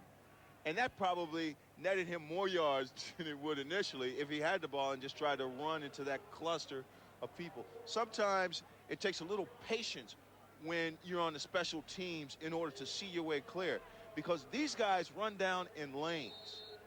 And based on what you do, you could create some great situations for yourself. So, I mean, they got some pretty good yardage out of that. Here's Terry Allen breaking through the pack. He's got pretty good yardage. And finally driven out of bounds after a huge gain. So Terry Allen has been wrapped up pretty much for the whole first half. Not on that carry as he busted out. It does something to you to sit on the sideline and watch someone else get a lot of yardage. So all he was doing, all he was saying is making a statement and saying, hey, if he can do it, I can do it better, because this is my house, this is my turf. He gets a great block, which frees him. He's able to get by the safety, okay? And all it is just a kick out, a lead-up block by his fullback, who actually really didn't block anybody. He just got in the way, but just great running by Allen. So now down well into Jets territory at the 44-yard line. Farrat tripped. No one has touched him yet. Now he's down. But Tripp pulling away from under center, so that play just went nowhere from the start. He's a young kid, but he did the right thing. He stayed down because he didn't know where his runner was. But I've seen older quarterbacks, more mature quarterbacks who've been around. I see these guys know exactly where the runner's supposed to be, just hold that ball up there so they could get the ball and run with it. But here, a mistake that happens all the time, and they just had to take a loss. Now 2nd and 13, a loss of 3 on the play. They'll try to get it back, not this time. Smelled out by Bobby Houston, playing linebacker. You know, his responsibility is the running back. So when he saw, I mean, he's been around a while. He's seen screens happen before, and that's exactly what he saw. They're looking at the backfield. You saw him immediately. He was looking at the backfield, and he had to get his assignment. And there he was. And he just stayed at home. He let the guys pull back. He's very fast, and he was able to hit him in the backfield for a loss. So Terry Allen's 36-yard run to put them in great field position has been met by 2 plays for losses. Now 3rd and 15 back at the 48-yard line.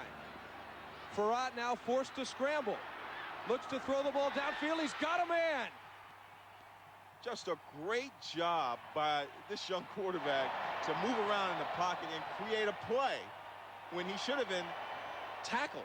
Bill Brooks got himself deep down the left side of the field for the big play on 3rd and 15. Here we go. The ball is snapped. He's looking downfield. Great coverage. So what does he do? He scrambles. He moves to the open side, and he sees his receiver is still running. Evidently, he must have saw his quarterback in trouble, and he just stayed with his assignment, which most receivers wouldn't do. It's just a great play by this Washington club. Well, the 11th year man, Bill Brooks, first year with this club, and Terry Allen burrows his way for just a couple. Knocked off balance. Here he is. He sees something happening, and he wants to get there so fast, but he's brushed just a little bit right when he's ready to make his move, and he's knocked off balance. How many times has that happened to running backs? Countless. And you see them, they pound the pavement, or pound the turf because, hey, they're upset because they got knocked off, because no one really tackled them. They just fell down. Now 2nd and 8, line of scrimmage, the 15-yard line. Henry Ellard in motion. Over the middle, it's Terry Allen for about 3.5. Well, this kid is being keyed by the linebackers.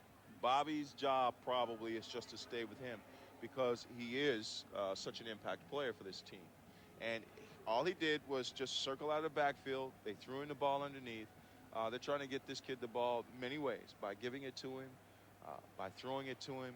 And who knows, they may bring him in on the kickoff and run it back on him. Well, checking into the game there is a guy who can hurt you in many ways. It's Brian Mitchell. Now 3rd and 5. And an end around. Leslie Shepard avoids one tackle, got some blocks, got the first down and more, and he's in for a touchdown. What a great effort by this kid. Fantastic. Unbelievable. Just look how small he is. He's just a receiver, for goodness sake. We better make sure this is clean. It looked to me that a couple of guys, well, it looks like there are no flags. But what a great play. Just an individual effort by this kid. Well, Leslie Shepard making a big play. He had to avoid tackles in the backfield and further down the line. Well, here he is. He's looking in the backfield. He kind of like gave it away, but he got around so quick that the defensive back couldn't even make the tackle. But this kid is, look how quick his feet are. No wonder he got in there. But look at that effort. That type of effort in the NFL is what a coach looked for. Norv knew exactly who he had on his team. Well, Scott Blanton drives it through. Leslie Shepard's 15-yard reverse carry for a touchdown has sparked this Washington Redskins team. And we'll get another look at it from the field angle. Here we go.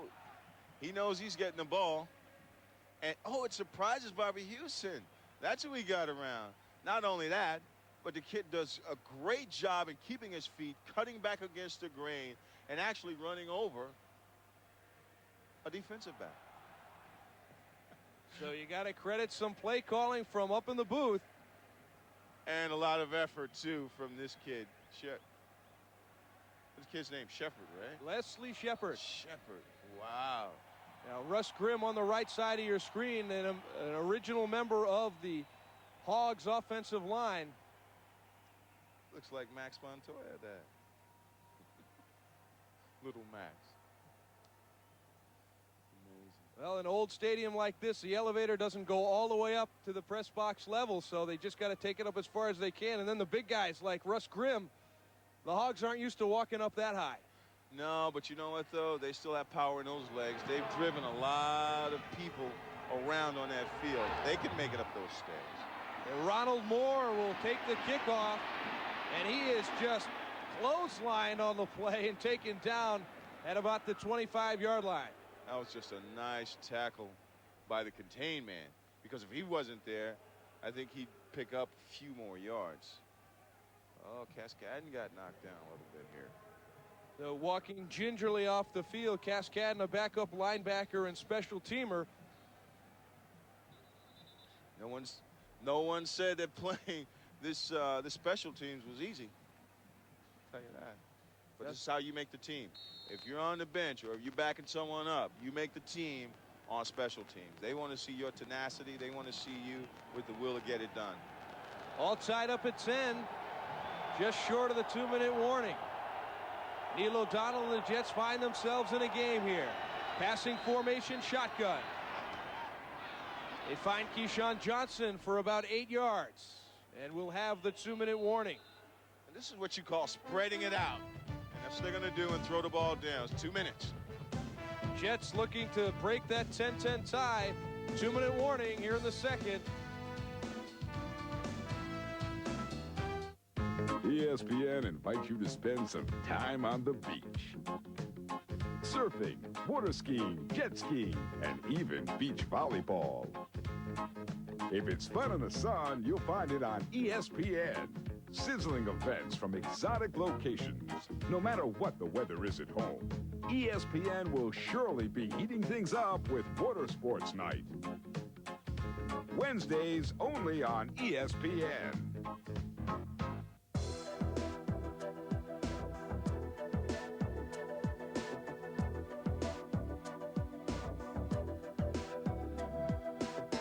The best tennis players in the world on ESPN.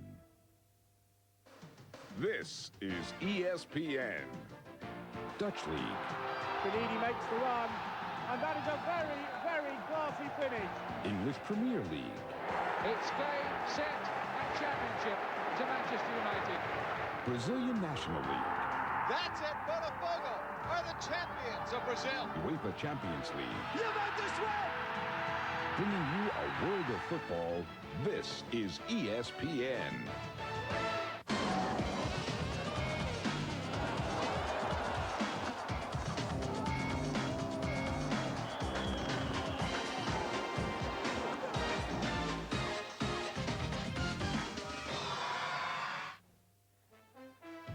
RFK Stadium in Washington, D.C. We're at the 2-minute warning. The New York Jets and the Washington Redskins all tied up at 10 apiece. Here's a look at a feisty Brian Mitchell taking on a linebacker. Wow, he's saying, get away from me, little guy. And he says, I got a big guy, and he's coming right now. Well, this is nothing new. Brian Mitchell and the Redskins are pretty feisty. Dave Brown took his helmet off. That wasn't very smart against Marvcus Patton. And here was Mitchell earlier in week 2 with a punter. And that may be one of the guys that Brian Mitchell can take out there on the football field, go after a punter. Well, you know, he kind of ran into number 55. He said, well, I better get a bigger guy here because I can't handle him. 4 wideouts and the shotgun draw to Richie Anderson. He's got some good yardage, first down and more. Out to the 41-yard line. You know, Earhart is doing a great job. This is like a chess game between he and Turner. And the Jets are now moving a little bit. Well, we'll be moving on to Monday Night Football tomorrow night right here on ESPN. The Dallas Cowboys, they're 1-3. That's right, 1-3 for the defending Super Bowl champions. They go to Veterans Stadium to take on the Philadelphia Eagles, who are tied with the Washington Redskins at 3-1 atop the NFC East. That's Monday Night Football. Check the times in your area of the world. Well, the Jets have not been a great rushing team. You see that 25th in the NFL on the season at just 84 a game. Tonight, though, throw out those statistics. They've got 112 yards behind 99 of them from Adrian Morrell. Wow, Earhart is really like saying, hey, I can play this game. I'm a good caller of plays. And tonight's been doing a great job. Not only that, but the offensive linemen have been doing a great job. So Neil O'Donnell with 4 wideouts and a shotgun. They're looking to score in the final 2 minutes here. Shovel pass to Richie Anderson. He's got some room, and another Jets first down with about a 12-yard gain. A little good play there by Neil O'Donnell, improvising. And a little heads-up play there by the great O'Donnell going to his back. So no huddle. Plenty of time for O'Donnell. Throws to the left side. It's complete to Webster Slaughter. Out of bounds. That'll stop the clock. Yes, his confidence is growing. Earhart's ability to call the plays now are really starting to take effect on this Redskins defense. And it has Ron Lynn really worried. And now he's kind of like going in his pocket, pulling out some tricks and telling these guys, sit back now and wait, see what they're doing, and just try to make the play. Well, the Redskins defense has improved in each of the 3 seasons under Norv Turner and Ron Lynn as the defensive coordinator. The draw again to Anderson, this time not as much room, but he stretches forward, may have got the first down. It'll be close. Well, Corbett missed the guy on the end, and what the guy actually did, he just knifed in really sharp, and Corbett couldn't get him, and that's why the play was thwarted. 3rd and 1. He was just short. Now under a minute left. Another draw play to Anderson. Has to bounce it outside, but there's room. He has the first down and a couple more. Darrell Pounds made the tackle. Well, he kind of ran into the back of his lineman. He said, oh, not this way. And he recovered very well. He ended up bouncing it outside and picking up the first down before he was wrestled down by the neck. By the neck. I mean, it's amazing. These guys are pretty strong by a defensive back. Coming up at halftime, we will have highlights of all of the Week 5 games that happened this afternoon. Every single game. Now let's hear from Neil O'Donnell. Every Sunday you step on the field, it's going to be a battle. It's not going to be, okay, we could look at our schedule and say, we'll win this one. Okay, this one may be a tough one. We may lose that one. Every game for our team's going to be a battle. But right now, we're just trying to win our first. And it's just been, you know, a cloud over us to win our first game. I mean, I've never experienced anything like this. Well, so far, the New York Jets have been, I would have to say, impressive against a good 3-1 ball club. They've executed on offense. You see what they've done, 232 yards of total offense. That's more than they're averaging for a whole game this season. More shotgun. O'Donnell under pressure. just throws it away on the right side. Corbett was in the area, but O'Donnell was under pressure. Yeah, a little shell shock there. And, well, at least he threw it out of bounds. There was no, no major problems. But they could regroup. They could come back, and that time the pocket kind of collapsed on him. They'll come back with a run or something now. He's had pretty good protection. 47 seconds left in the second quarter. Jets are moving. They're on the 34-yard line of the Redskins. Now 2nd and 10. We're all tied up at 10. The Jets trying to get one more score before the half. Here's the blitz, picked up well. O'Donnell had time to throw, but Keyshawn Johnson was on the ground, and he's letting the official know that he thinks he was pushed. Well, he's dealing with a guy that knows how to play the position. Anyway, he gets a nice push up field, and the one thing that he has to understand that he can't push off either. Okay, so they both were kind of like giving each other the old stiff arm there. Looked like pretty good defense. Clock is stopped with 42 seconds. The Jets have been impressive on 3rd downs, 5 for 8 converting. This time a 3rd and 10. Probably need another completion to get into field goal range. O'Donnell throws it out to the right side, and it is caught by Keyshawn Johnson right at the sticks. It could be another 1st down. Well, I don't know if the ball actually went over. Well, his feet were there, so I guess they could give it to him. But I thought they would come back with a draw 2 plays before this on the, should I say a play before this on the Keyshawn thing, but he didn't. Anyway, the one thing I like, though, he comes back to Keyshawn. He's trying to establish relationships there, and here he is. He gets him. Wow, he finally caught it.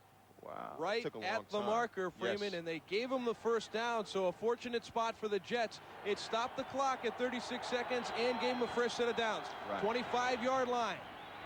O'Donnell goes for the end zone. Slaughter was there, but the veteran, Darrell Green, had textbook coverage. Well, you have 2 vets, and Green is used to hanging back because that's the way he'll bait a quarterback. He'll hang back, so he'll throw the ball. And that's exactly what he did. But this kid has speed. I call him a kid because, but he has speed, and he's notorious for baiting quarterbacks like that. He's got speed to burn. He's been the NFL's fastest man in the contest 3 different times. He's getting on in years, but you can still see he can run with the best of them. 2nd and 10. A 25-yard line. 30 seconds. O'Donnell down the right side, overthrows Johnson. Well, the Redskins, they have the nickel defense in because, of course, it's the 2-minute drill, and usually they have 4 receivers and a running back in the backfield. They're keeping their running back in the backfield for extra protection because they want O'Donnell to throw down the field. But when you're playing a man-to-man catch-all like type defense here, it takes timing. And here, Keyshawn didn't get off the ball as fast as O'Donnell expected him to, and he overthrew the ball. Well, Tom Carter's not a big man, only 6 feet 186, but size 14 feet. Very big feet, very big hands. Look, would love to get those big hands on an interception. The ball is complete to Webster Slaughter. It's short of the 1st down. The clock is running. Neil O'Donnell now wants to set up quickly and throw it into the ground to stop the clock, but it's 4th down. He can't do that. Forced to use a timeout. Wow. You know, sometimes you wonder, do they practice these situations? And I know they do. But some things happen, and the quarterback wants to complete the ball. Sometimes throwing the ball short is not worth throwing the ball. In this case is what I mean. So they're forced to take that field goal attempt now with 12 seconds left on the clock. Didn't complete for enough for a 1st down. But the good news for the New York Jets, of course, they're in a position to go into the half with a lead. That doesn't happen often. They've only led once this year in the Miami game. Now Ron Earhart talking with Neil O'Donnell. A lot of good things for the Jets, though, to draw out of this half. Yes, the running game especially. They know that they can run the ball, but it has to be tested too. But playing against a team that's only allowed this many points on an average, it's been a great test. So they know they can run the ball. And now the thing is, can they win? So the line of scrimmage, well, they'll put the ball down at the 25-yard line. It'll be a 35-yard attempt for Nick Lowry straight down the middle. So Nick Lowry, after missing his first field goal, has come back to hit his next two. And this one, more importantly, gives the New York Jets a 13-10 lead heading into the half in the final seconds. Just 8 seconds to play. There's Nick Lowry. Only two players have made more field goals, have made more points in the NFL than that man. He's been around 17 years out of Dartmouth College.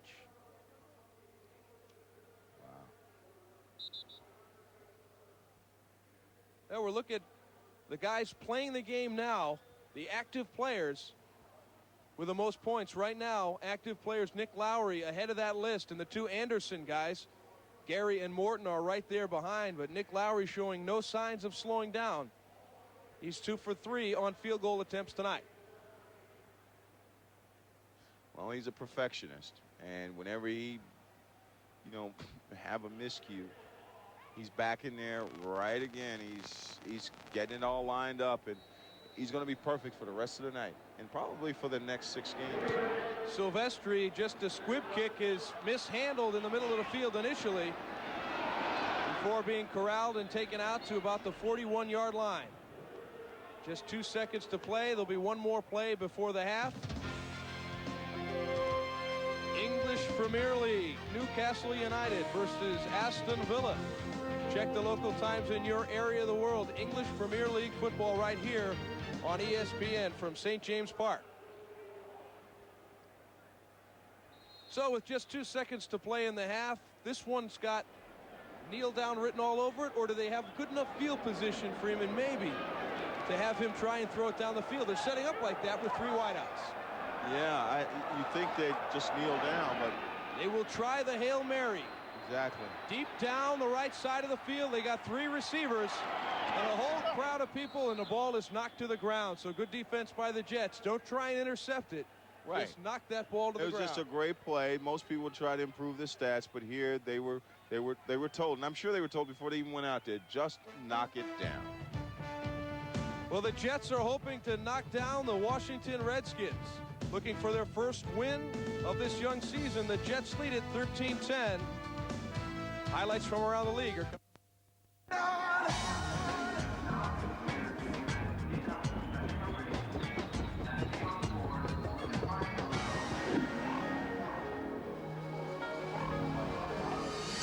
First I didn't have the will to carry on. Illusions in my mind. Life goes on now. Take me to that funky place where you were never born. Bring it on.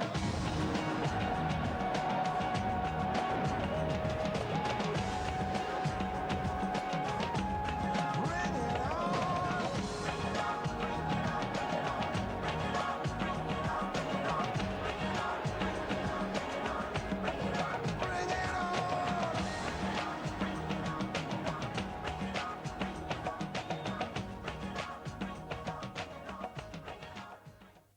In October, TMN, the movie network, has got something for everyone. I've arranged for a little entertainment. Need a little romance in your life? TMN will sweep you away with a mortal beloved and love affair. Do you want time to think it over?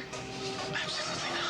Or if you're looking for a different kind of man, try Jim Carrey and Dumb and Dumber, or the men aboard Priscilla, Queen of the Desert.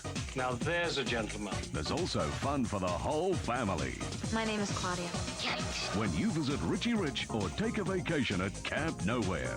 I'm not a licensed physician, but I've been to my share of free clinics. Or if you want to be kept in suspense, we can do that too. Put me on a plane before the two of you kill a lot of people. Freeman, Hoffman, and Fishburne will give you thrills. Have you ever killed anyone? And if you want to go where the action is, then tune into the Movie Network. We've got the biggest blockbusters like Terminal Velocity, Blown Away, and Pulp Fiction. There's something for everyone on the Movie Network. You're watching the NFL Halftime Report on ESPN. Sunday Night Football on ESPN. Halftime of the New York Jets and the Washington Redskins. The Jets have looked impressive. They've run the ball very well. They lead at 13-10 at halftime. Now, there were 11 games that have already happened so far today in the NFL. So let's go around the league and check in on what happened at all of them. First, the Broncos and the Bengals. 10-7 Bengals, and John Elway will go deep for Anthony Miller. Great catch by Miller, great throw, 14-7. The Broncos win that one. 14-10 is the final. John Elway, a big day. Denver goes to 4-1. Now the Lions and the Bucks. First quarter, Buccaneers, Trent Dilfer going for the end zone. He's picked off by Benny Blades. And he will go 96 yards. Look like Dilfer will get him. Well, a pretty weak attempt at a tackle from Trent Dilfer, but he's a quarterback. So Benny Blades goes 96 yards, and the Lions win this one in a laugher, 27-0. Herman Moore with a big day and a touchdown. Now to the Raiders and the Bears. Jeff Jager was cut by the Raiders in the offseason. Just signed by the Bears 2 weeks ago. He comes on with a chance to win it. And he does. 19-7, and he's got a few thoughts for his old team. Shook his fist at the sideline. He was perfect on the day, 4 for 4. Chicago wins it by 2. Now to the Saints and the Ravens. It's 10-10 in the fourth quarter. Vinny Testaverde to Michael Jackson, leaping in the corner of the end zone, gets both feet down, and the Ravens win it 17-10. New Orleans is still without a victory. Now to the Vikings and the Giants. Late fourth quarter, Vikings going in for the go-ahead TD. Warren Moon deep down the middle for Chris Carter, but Felipe Sparks picks him off, and the Giants hold on to win 15-10. Minnesota is no longer undefeated. Now to the Oilers and the Steelers. Mike Tomczak will go deep for Charles Johnson. Outleaps the defense for the catch, shoves away a few defenders, and dances his way in. The Steelers win this one big, 30-16. Jerome Bettis, another big day on the ground. Now to the Panthers and the Jaguars, a battle of two expansion teams from last year. Mark Brunell going back to pass. He finds Jimmy Smith, and the Jag win this one by 10. So Carolina falls down to 3-1. Jacksonville now 2-3. Now the Packers and the Seahawks. Brett Favre scrambling. And watch this backhand toss to Antonio Freeman. Shuffle pass. Packers don't have any trouble in this one. Freeman with a big spike. 31-10. The final. Brett Favre with 4 touchdown passes on the day. Now to the Rams and the Cardinals. Overtime 28-all, and LaShawn Johnson, the hero last week, breaks it and breaks it back. A tremendous run that would set up what would turn out to be the game-winning field goal. LaShawn Johnson, a hero 2 weeks in a row, and the Cardinals win this one in overtime. 2 straight wins for the Cardinals. 31-28 is the final. Now the Chiefs and the Chargers. Pete Stoyanovich set up to tie it, but it's blocked. And the Chargers able to hold it off with a big special teams play. Stoyo very disappointed, but 22-19, the final. John Carney on the other side was perfect on his field goal attempts. Now to the Falcons and the 49ers. Who's this new quarterback for the Niners? It's Derek Kirby going deep down the right side, finds Jerry Rice. So the 49ers going deep into the playbook for this 39-17 win. 6 field goals from Jeff Wilkins. The record, of course, all time is 7. Atlanta goes to 0-4. San Francisco now at 3-1.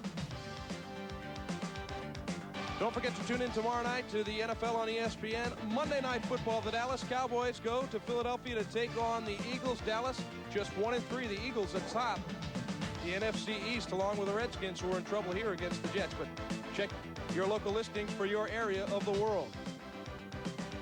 On Sunday Night Football right here on ESPN from our nation's capital, the New York Jets with an impressive performance so far, running the ball very well and have a 3-point lead over the Washington Redskins at halftime. When we come back, we'll show you how they built that lead with all the highlights. Stick around. That's coming up next. There's nothing like being out on the court, you one-on-one against another guy. Tennis is a sport where it could turn around on a dime. I'm not going to tell you any weaknesses, because then everyone would know. Sometimes when I'm losing, well, there may be nothing going through my head, and that's why I'm losing. You go out there, and you give 100%, you know, most of the time I'm going to come out on top. There's nothing I'd rather be doing than playing tennis. Need a score or late-breaking sports news? Call the ESPN Worldwide Sports Update line. Just dial your international code in 852-172-78400. You'll hear the latest information in English on major world sporting events. For the latest scores and the latest sports news, call all day, every day from anywhere in the world. The ESPN Worldwide Sports Update Line, 852-172-78400, 24 hours a day from ESPN. From Callaway Gardens, ESPN swings into action as the finest PGA golfers of the world compete on one of the nation's toughest courses, the Buick Challenge. Final round tonight on ESPN. ESPN continues its coverage of the Formula 3 South American Championship. Gabriel Furlan tries to maintain his dominance when the circuit swings into Goiânia, Brazil. The Formula 3 South American Championship, Tuesday on ESPN. Welcome back to the NFL Halftime Report on ESPN. Halftime of the Jets and the Redskins. 13-10 lead for the New York Jets, and they did a good job right from the start of the game. Let's take a look at the highlights. We'll go to the first quarter. The Redskins are driving. Gus Frerotte will hit Henry Ellard on the sideline pattern, and the venerable Henry Ellard gets both feet down. Same series now. Frerotte will look for 84. He's right there in your picture. Jamie Asher. But they would have to settle for a field goal. Now the Jets would come back. Neil O'Donnell deep down the right side. Watch the wonderful catch by Jeff Graham. Leaping, getting both feet down, 36 yards on the play. Here's another look, fighting off Tom Carter, who was called for pass interference on the play. That would set up this run by Adrian Morrell from 9 yards out and running over tacklers for the last few. Adrian Morrell had 99 yards on 18 carries. Next Jets drive, 3rd and 2. Morrell again with an escort. Great blocking on this play as he takes it down to the 12-yard line. But on the next Skins drive, Gus Frerotte in a little bit of trouble, but the beautiful touch on this ball for Bill Brooks, 11-year veteran, getting both feet down, and then some trickery.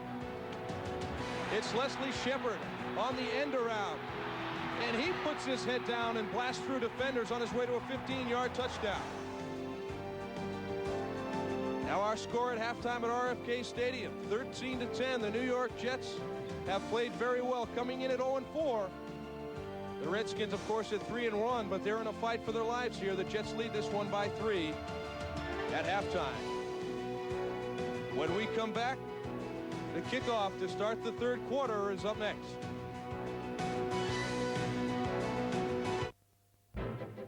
If you want to play cricket for Australia, boys and girls, what do you need first? No, it's not a ball. First ball in Test cricket in England, and he's done it. No, it's not a bat. First, you'll need a pen, so you can sign on with your local cricket club. Club cricket is great and might lead you to one of these. Come on, sign on with a cricket club. Next month on Movie Greats. And now, ladies and gentlemen, have lunch with the stars you love. It's gotten out of control. It's too big. This is epic. In the movies you want to see. That's a flamboyant boast if I've ever heard one.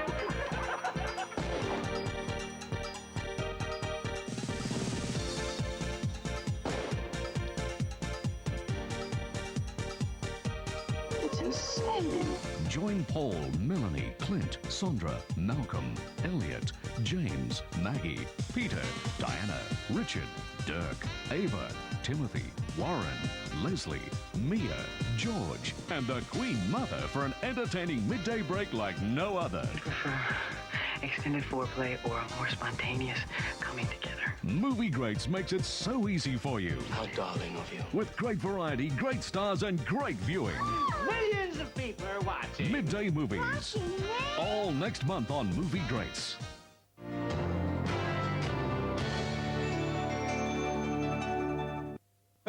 Report on ESPN.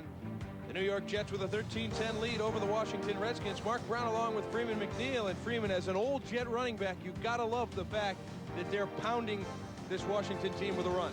Well, that's the one thing I've always said that will help a team win is to establish, first of all, the line of scrimmage by pounding the ball right at them.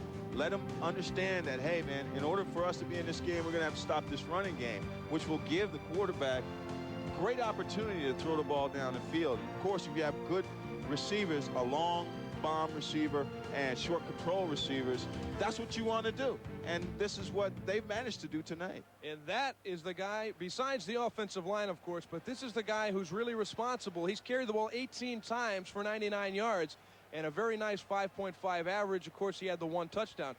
So he is the guy who's really made things happen for the Jets. But this was the trickery that set up the touchdown for the Washington Redskins. Yeah, but, you know, both of these guys, I mean, the effort is unbelievable. As we see here, look at Shepard. That's sheer determination. When a guy comes around like that, running that fast, that small, running through people who are big on defense, he wants to get it done. And this is the type of team that this man here is known to put together, Coach Norv Turner. This guy knows. And you can see right now, he's eyeing the field. I mean, it's a big chess game that's going on out there between he and Earhart. So the kickoff is underway, and it's Brian Mitchell again, the return specialist. And he's taken down just outside the 20-yard line, call it the 21.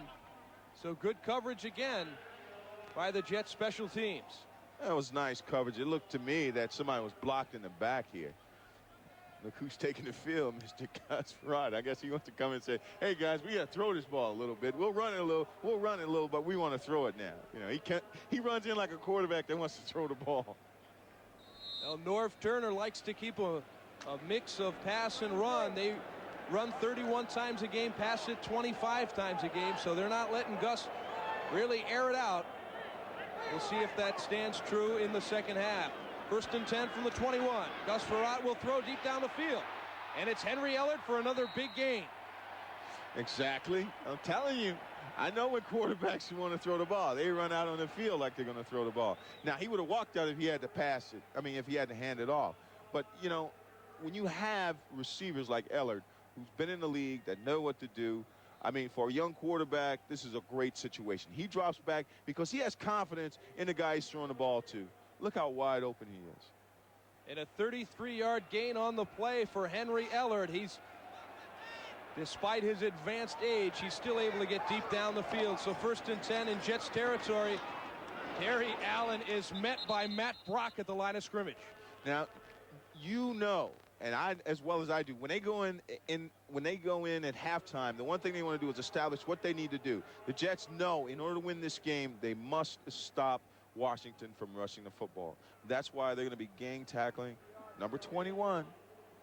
And the Washington Redskins come into this game the #1 rushing team in the NFL with 136 yards a game. They've been able to contain that running game of Terry Allen. Now 2nd and 9. Jamie Asher in motion. Straight drop from Frerotte. And a short pass is incomplete to the left side. Given that this kid is dropping back, he's able to eye the field. He has great time. His offensive linemen are giving him some good time. They're doing a great job in keeping those linebackers out and keeping the quarterback from being under duress. That's what our coaches used to tell us, under duress. You don't ever want your quarterback under duress. You know, you want to give him outlets and you want to give him an opportunity to read the defense and be able to throw the ball down the field crisply. The Skins are 50% on 3rd down conversions. This one 3rd and 9. Down to the right side. It's complete again. Henry Ellard. This is turning out to be some combination tonight. So Henry Ellard continues to get deep down the field and continues to make 1st downs with his catches. He has an uncanny ability to do that. It's all about timing. It's all about poise. It's all about knowing where you are and who's throwing the ball to you. It's just a cagey veteran. Well, he's only 5'11" and 185 pounds. But there's a lot of know-how in that receiver, a lot of talent. Only one of 7 in the NFL history with 700-plus receptions. 1st and 10 from the 29. Terry Allen buries down to the 26-yard line. I'll tell you what, they're pretty sticky in there, the Jets defense. Here's a look at the Redskins offensive line. Wonder why these guys want to run the ball. They have the largest NFL offensive line at 320 pounds. You look at Corey Raymer, he's the baby in there at only 292. They've always had big linemen. Are you kidding me? Even when the Diesel was running over there, their linemen were always huge, just immense. Now 2nd and 7, 26-yard line. Farad throws it. Beautiful leaping catch by Jamie Asher. And did you see what just took place there? One defensive man injured the other. And you see where the ball was caught. And that's the most vulnerable part of a defense, right in the seams. Here we go. Nice move, breaks. Oh, we got holding there by Mr. Green, and boom. He gets nailed by his own man. Friendly fire, they call it. Holding. Number 21 of the defense. Penalties decline. First down. Interesting term, friendly fire. Tell Victor Green that was friendly as Gary Jones came flying over, looking to make an aggressive play, but it just happened that way. The receiver distribution here, the Skins throw a lot to their backs, but tonight throw a little more to their receivers and tight ends. Now 1st and goal from the 8-yard line. Terry Allen on the carry, and he is in for a touchdown. That one was easy. There you go. He drops back like he was going to pass, but what it was a delayed draw, which gave him an opportunity to rush through the line, take advantage of his blocks, and eventually, I mean, he didn't even see himself cross the line. He just had great blocking in front of him. But what a nice move. It's a different game. And I tell you, they did a great job in protecting the quarterback. They finally got to the running back, and here they are in the end zone. Well, Terry Allen, and what's the common denominator among these guys with consecutive rushing TDs in games? You've got 1, 2, 3 guys did it in Washington Redskins uniform. So that'll tell you about the commitment to the run that this franchise has and has always had. Well, once they establish the Hogs, you know, that tradition is there, and it's going to remain there. And that's what made this team famous, and it's going to keep making this team famous. The extra point is through by Scott Blanton. There's a look at Terry Allen. He's been bottled up much of the game. Not on that 8-yard TD. So the Washington Redskins come right down the field and retake that lead from the Jets, 17-13. ESPN invites you to spend some time on the beach. Surfing, water skiing, jet skiing, and even beach volleyball. If it's fun in the sun, you'll find it on ESPN. Sizzling events from exotic locations. No matter what the weather is at home, ESPN will surely be heating things up with Water Sports Night. Wednesdays only on ESPN. Need a score or late-breaking sports news? Call the ESPN Worldwide Sports Update line. Just dial your international code in 852-172-78400. You'll hear the latest information in English on major world sporting events. For the latest scores and the latest sports news, call all day, every day from anywhere in the world. The ESPN Worldwide Sports Update line. 852-172-78400. 24 hours a day from ESPN. The UEFA Champions League. See all the goals and highlights of Match Day 2 in Europe's premier club competition. The UEFA Champions League highlight show Wednesday on ESPN. Did football discover America, or did America finally discover football? Major League Soccer is now in full force in the United States. The MLS on ESPN.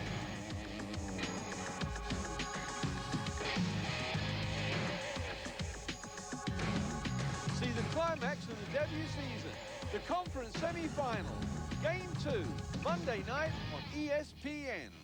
There's the starting backfield for the Washington Redskins. Fullback Mark Logan, running back Terry Allen. He got it in from 8 yards out, but they really threw the ball down the field that time, Freeman. That's how they got in scoring position. They went downfield deep.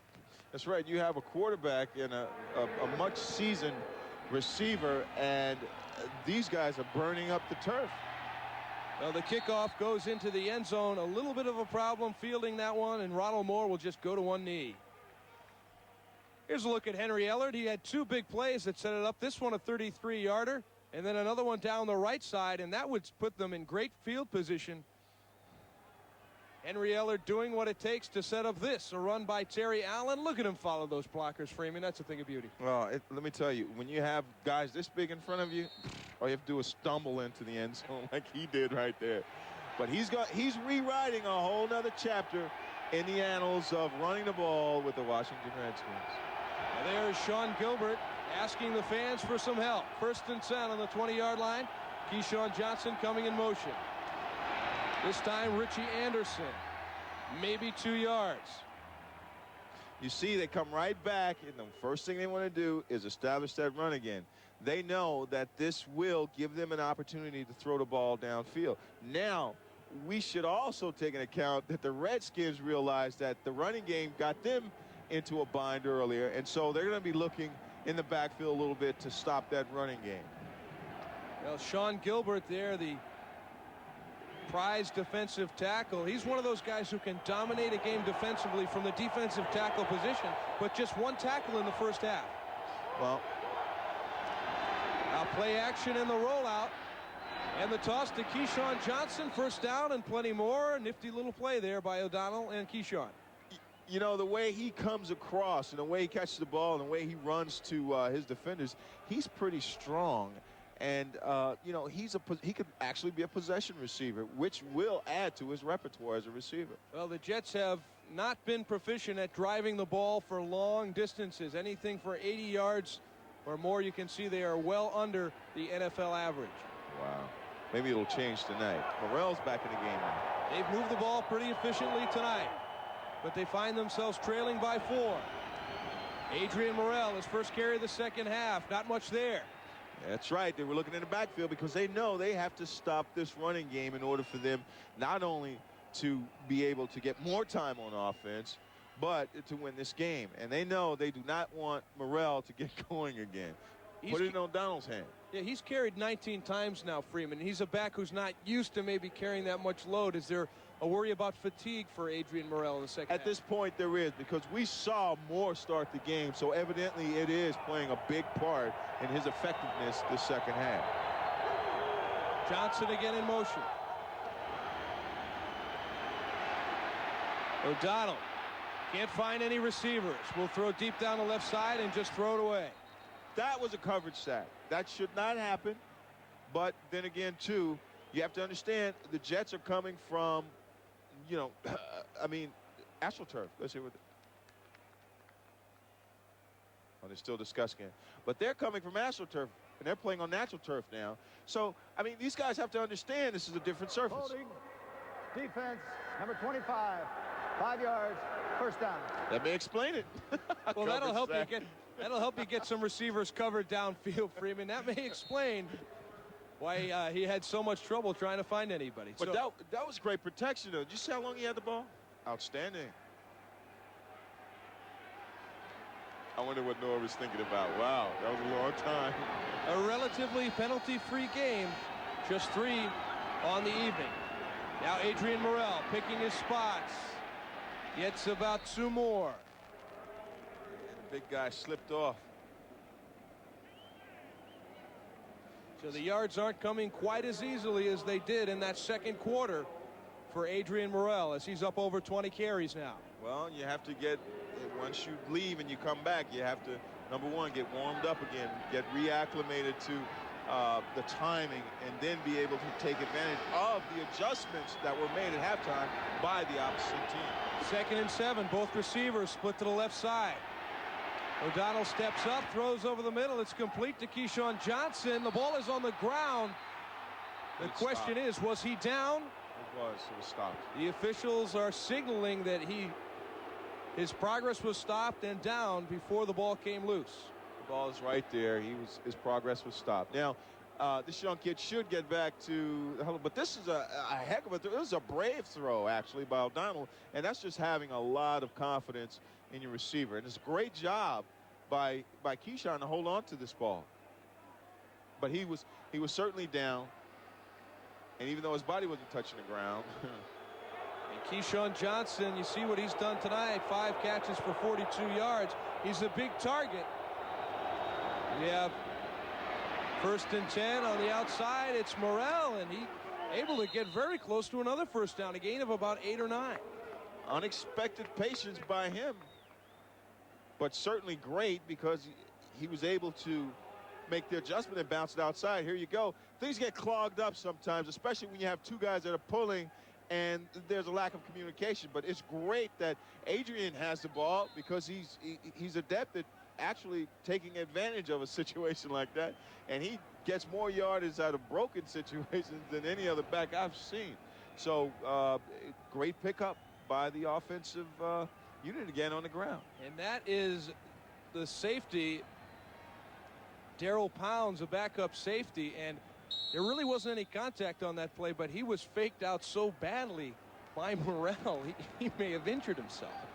So it's 2nd down and short, a long yard.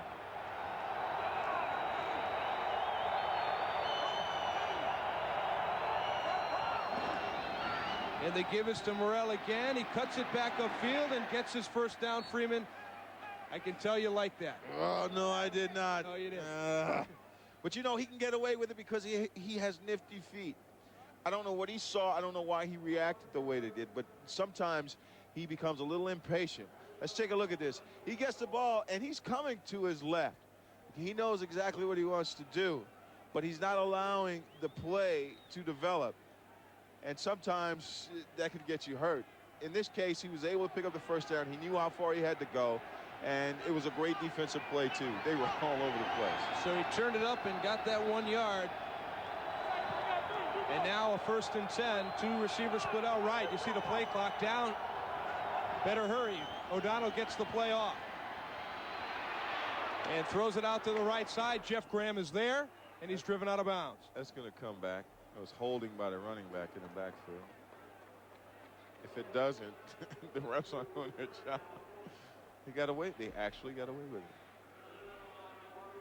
I couldn't believe it. So Neil O'Donnell just makes about a 5-6 yard gain out of that, throwing it out to the right side to Jeff Graham.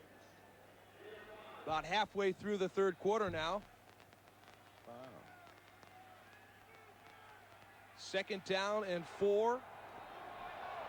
Balanced formation for the Jets. Richie Anderson shifts, and now the delay to Morrell, who bounces but gets nowhere. Stop for no gain. Now, did you see the defensive back? And you know he's a safety. Come up immediately. Number one, they're getting a read off of the tackle or the tight end. The way they put their hands down, the way they're set, they know whether it's going to be a run or it's a pass. Soon as the ball was shifted, he was in the play. He was in the mix, because now they're looking in the backfield, and their top priority is to stop the Jets from rushing the ball on the ground. And right now, the Jets' priority, get that 1st down. 3rd and 4 to keep the drive alive. 4 wide receivers. Graham is in motion. Shotgun. They just get the play off. O'Donnell steps up, throws out to the left side, and is complete to Jeff Graham, and he does have the 1st down. So Neil O'Donnell, out of the shotgun, is able to convert with a quick pass out to the left side to Jeff Graham. Give credit to the running game, because, you know, hey, they have to respect it. But here we have 2 receivers on one side. Actually, when you have a receiver in a slot like that, and it's great job in getting the 1st down. When you have 2 receivers in a slot like that, it acts as a pick too. So Jeff Graham actually got picked open. 10-play, 53-yard drive. Very impressive for the Jets. They've moved the ball well all evening. Now it's Morrell off the right side. Turns it upfield, and another good gain from Adrian Morrell. As you could see, once they nail that right side, once they're able to keep that in from getting outside, then it turns into a sweep. He's around the corner. He's up the field for big yardage. So now look for the defense now to make an adjustment to that. They thought it would be a pass. So we're back into this chess match again. So Adrian Morrell, 99 yards at halftime, and starting to pick up where he left off. 5.3 average. That's pretty impressive. A lot of that coming on those sweeps. Now 2nd and 4. 17-yard line. Morrell again, this time to the left, and he's strung out very well. Darrell Green will get credit for the tackle on that one, but it was a good job by the whole Redskin defense stringing it out. It was, and they did a great job, okay, and they're strong. But at the same time, too, the Jets coaches must look on the field and see this kid. They have to understand that he's tired now. He's not going to make good decisions. So this is a time when you rest him. He's not acclimated as far as going all the way running the ball. He's not accustomed to being the workhorse. And this is where this could hurt them too. 3rd down and 5. Out of the shotgun, it's O'Donnell. Has time. Throws over the middle to Keyshawn Johnson, complete with Tom Carter draped all over his back. Just a great shot, great confidence in the quarterback. And the position of Keyshawn's body is unbelievable. Now, this is just natural. He's a big target, and there's no way this little defense. Defense, number 25. The pass was complete. The penalties declined. First down. There's no way, as small as he is, he should be able on a slant pattern like that to guard this kid. I would use it all night long. Keyshawn Johnson is 6'3", 215 pounds. Makes him very special as a deep threat. It's that big, but when he can kind of post up there and hold off the defense. A control receiver. And that was great coverage by that kid, too, the defensive back. Now 1st and goal. A gain of 1.5 for Adrian Morrell off the right side. Morrell should get a breather right now, because right now he's just trying to get back to the line of scrimmage. Well, there's Keyshawn Johnson, and he is a guy who has actively asked for the ball, has been very vocal, Freeman. And, you know, he's shown the ability to make those plays. He's been making some good plays tonight. Not only that, too, but he likes to mix it up, too, on the run plays. Have you noticed that? He's down there fighting with these guys. So the Jets on the move. Time-consuming drive. Oh, a botched reverse. Keyshawn Johnson had a chance to fall on it. Matt O'Dwyer now is able to recover it, but you had things going so well. And when that reverse started, Freeman, you could almost see it was falling apart from the start. Here we go. Morrell is tired, okay? Now here's a look at Kotite, what he has done, and it's gotten much worse as we've gotten towards the present. Early on in Philadelphia is very strong. And there's a look. Keyshawn Johnson nearly had a chance, but a good job, rather, by Roger Duffy. We said it was O'Dwyer. Morrell is tired. Right now, he knows he's supposed to get the ball and hand it off. His concentration should have been on actually putting the ball in the breadbasket of the receiver. He's tired. He needs to get out. 3rd and 23. A huge loss on the play. Just a short completion out to Webster Slaughter. The good news is they're within field goal range, but I don't think this is what the Jets thought they were getting into when they had it 1st and goal and now have to settle for a medium-range field goal from Nick Lowry. Well, at least they can count on him. But the thing that I'm concerned about is the fact that you want someone to carry the ball. You have to understand, unless he's acclimated to it, unless he's worked on it, you just can't force feed him the ball all night and think he's going to respond. The guy is tired. Your back is tired. You have to put a fresh guy in order to keep everything going, to keep everything fresh. Ball will be placed on the 28-yard line. Call it a 38-yard attempt from Lowry, and of course it's good. Now 3 for 4 on the night. And he is only 3 field goals away from becoming the all-time leader in field goals made in NFL history. So the Jets, with another impressive drive, they have to settle for a field goal on this one. They are within 1 at 17-16.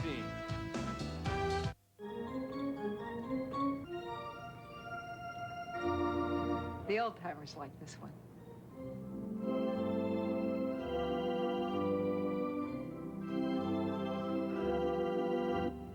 But if it were up to me,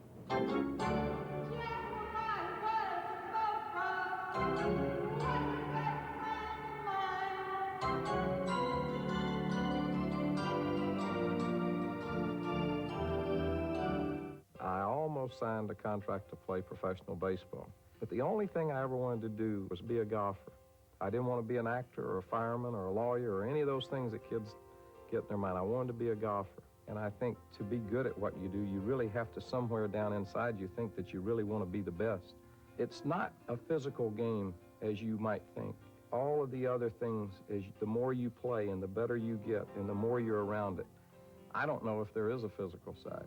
I think it's all mental. You don't concentrate on the golf course from the minute you walk on the tee till the minute you walk off the 18th. You should enjoy your walk. You should love your environment. You should smell the grass and hear the wind blow through the trees and hear the birds. We're all very lucky, and we know it. And our responsibility is to give back and keep it as great as it is now and to make it even better if we can. we're all responsible, and we want to give as much as we can. Well, with 2:21 to go in the third, Jets down by 1. Looking at the head coach's winning percentage and the years, and Rich Kotite, 1995 to present, is down right at the bottom at a 15%. It's been that bad for Rich Kotite here with the New York Jets. Don Silvestri will kick off.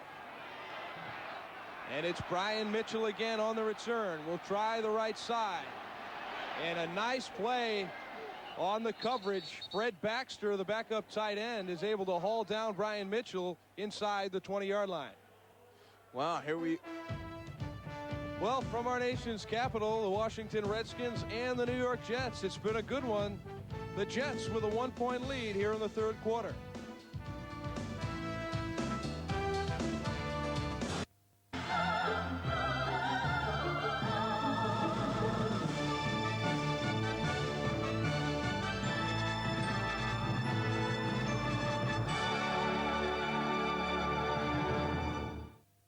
In October, TMN, the movie network, has got something for everyone. I've arranged for a little entertainment. Need a little romance in your life? TMN will sweep you away with a mortal beloved and love affair. Do you want time to think it over? Absolutely not. Or if you're looking for a different kind of man, try Jim Carrey and Dumb and Dumber, or the men aboard Priscilla, Queen of the Desert. Now there's a gentleman. There's also fun for the whole family. My name is Claudia. When you visit Richie Rich or take a vacation at Camp Nowhere.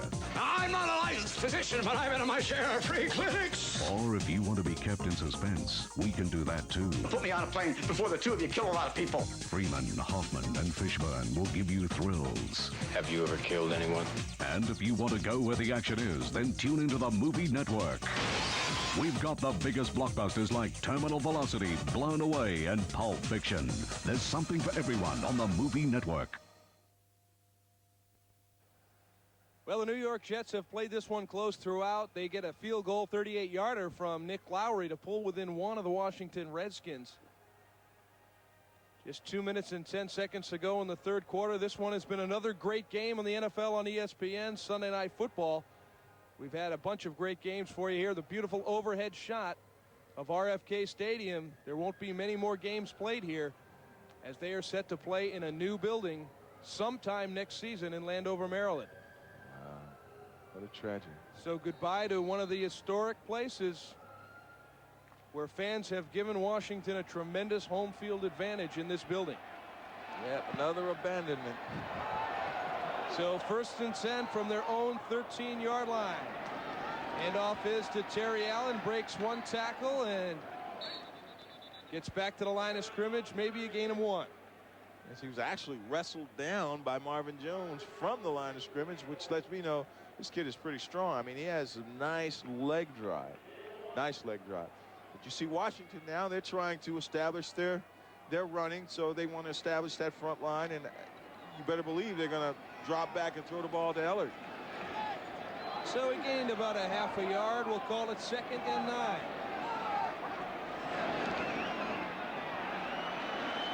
Dumps it off to Leslie Shepard. He gets a little extra yardage, but it'll be just short of the first down. Gained about 8 yards on the play.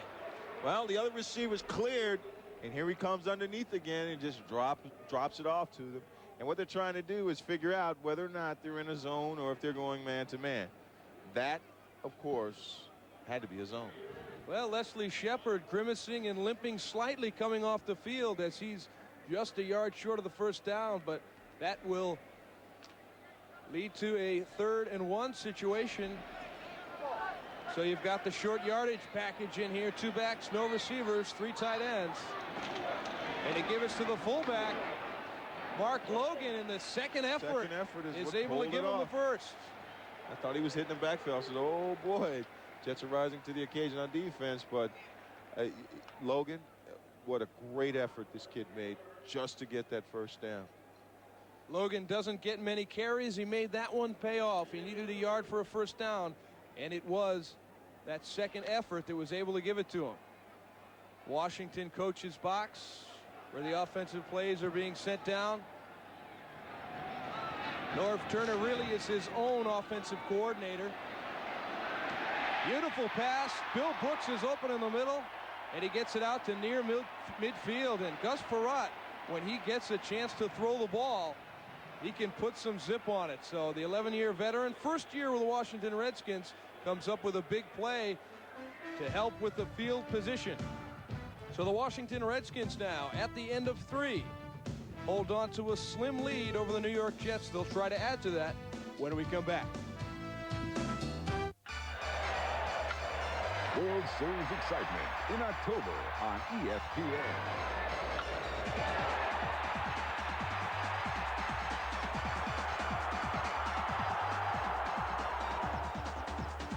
Pippen the other way.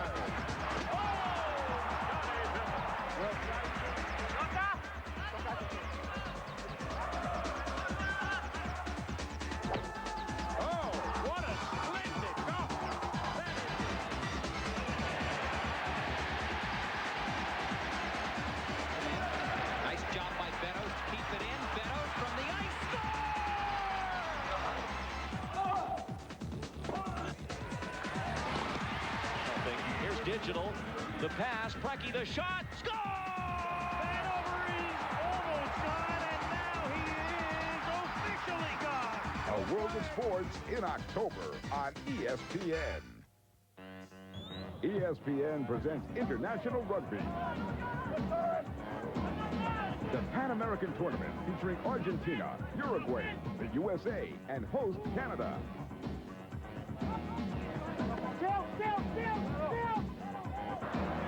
15 against 15. It's rugby union at its very best. Argentina versus USA. Wednesday on ESPN.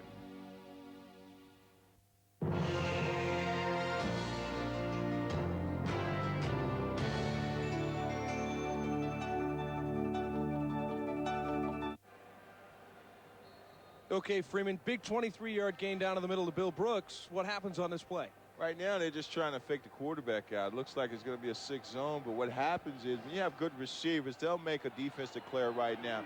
Turns into 1 free, which actually puts these guys one-on-one and great separation. Well, we've got a flea flicker, and Frerotte will go deep down the right side. Wide open is Leslie Shepard. He will walk it in. Did you see that? Oh, you live by the sword and you die by the sword. You try to stop that running game. You try to stop that running game. We're trying to hold him under a certain amount of yards. And you know what? Your strength could actually be the dagger that hit you right in the back. Nicely executed flea flicker, you call it. I've run a lot of these. And boy, let me tell you something. When they're trying to stop that running game, it works. It will suck up any defense that's a swarming defense or that's built on swarming to the ball, especially when it's trying to stop a good runner, and you pull something like this on them. There's no contest. There's no contest. They actually take themselves out of the game. Well, Scott Blanton adds the finishing touches, and just like that, the lead is bounced out to 24-16, 52 yards. Leslie Shepard's second touchdown of the day. And Washington in the 4th now leads by 8.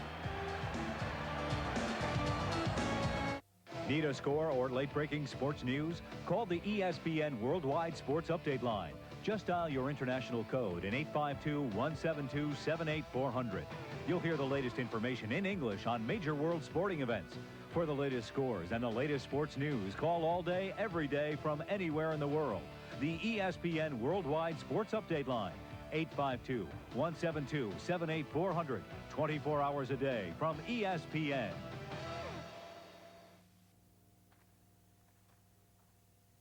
Reality begins with thought. In that domain, you are the master. You must control your mind to control your body to control the ball. The ball, in turn, reflects the depth of your self-knowledge. Or betrays your mental anguish. We all want that control. That's why we watch. Let ESPN show us the way. Well, the New York Jets find themselves now down by 8 points after the big 52-yard scoring strike.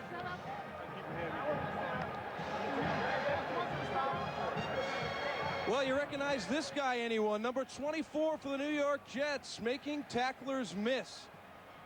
There he is in action against the Miami Dolphins. That is Freeman McNeil. And Freeman, I just love this move on the sideline, the little hesitation. What was that? Making defenders miss, but that was in the days when they put up some pretty good numbers. The Jets' all-time leader with career rushing yards, over 8,000 yards from scrimmage, 11,000 plus, and 50 touchdowns. Doesn't seem that long ago, does it? Who was that guy? I don't know who he was.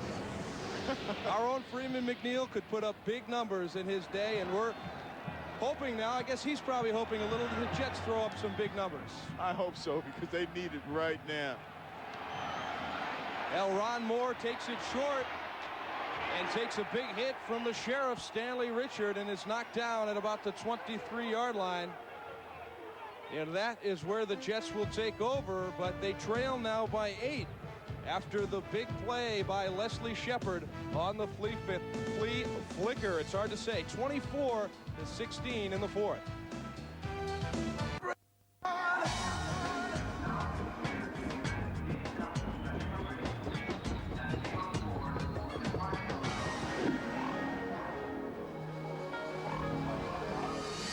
First I didn't have the will to carry on.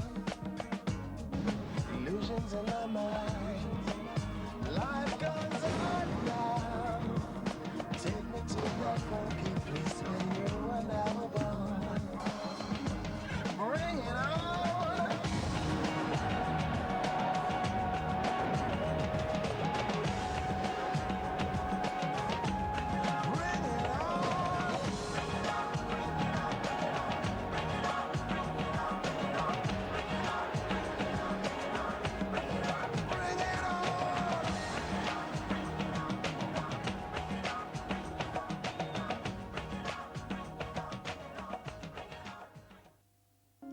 Wednesday, our spotlight on great directors turns to Alfred Hitchcock. A master of manipulation and control, he created a gallery of unique thrillers, including I Confess and Psycho. This is a true story, every word of it. His name is synonymous with stylish, sophisticated suspense, placing ordinary people in extraordinary life or death situations, influencing a whole generation of filmmakers and entertaining moviegoers the world over. In The Wrong Man, Henry Fonda is trapped in a tragic chain of events battling blind justice. There's nothing to do with lock him up. I'm completely innocent. Well, everybody knows he couldn't be guilty. How can a thing like that happen? It's edge-of-your-seat drama from the master of suspense, and it's screening 8:30 Wednesday on Movie Greats. Shepard was an undrafted player out of Temple. He's in his 3rd season, and he's finally found his spot. 2 touchdowns today. The Redskins have the lead by 8, and their crowd is in it. Jets have the ball now on their own 23-yard line. It's 1st and 10. Adrian Morrell buries his head and gets himself about 5 yards. Well, they come out again in that passing situation. Oh, yeah. Let me tell you something. It's just amazing. Well, earlier in the 3rd quarter, Leslie Shepard came up limping. Was he playing possum, perhaps, for this play? Yes. It was just amazing. No limp in that stride. No, not at all. Not at all. I mean, that's what I meant before when I said it's just amazing that he even fooled me.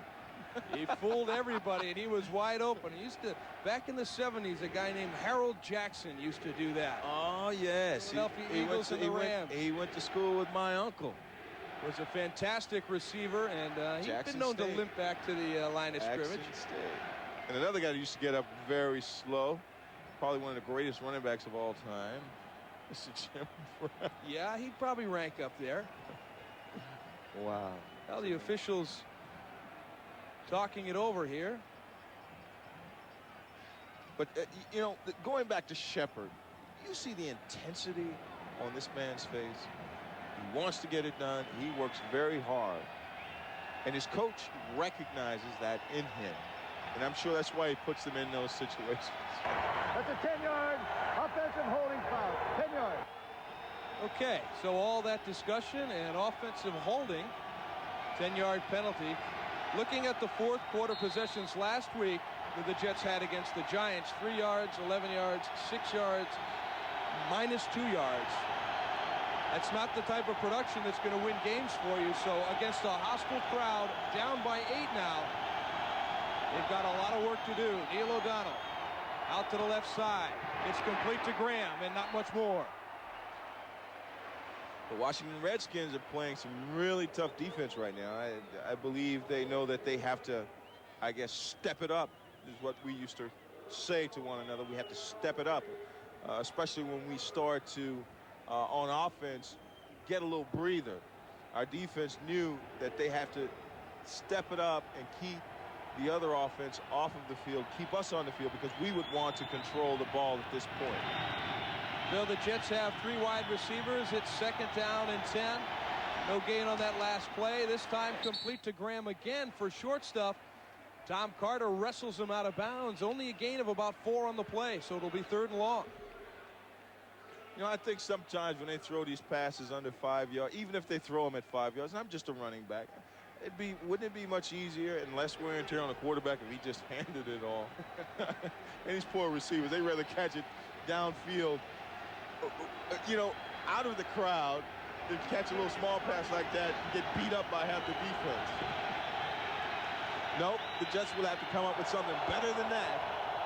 So 3rd and 6, and that crowd is making itself felt. It's 4 wide receivers. The touch pass to Wayne Krebet is complete across midfield.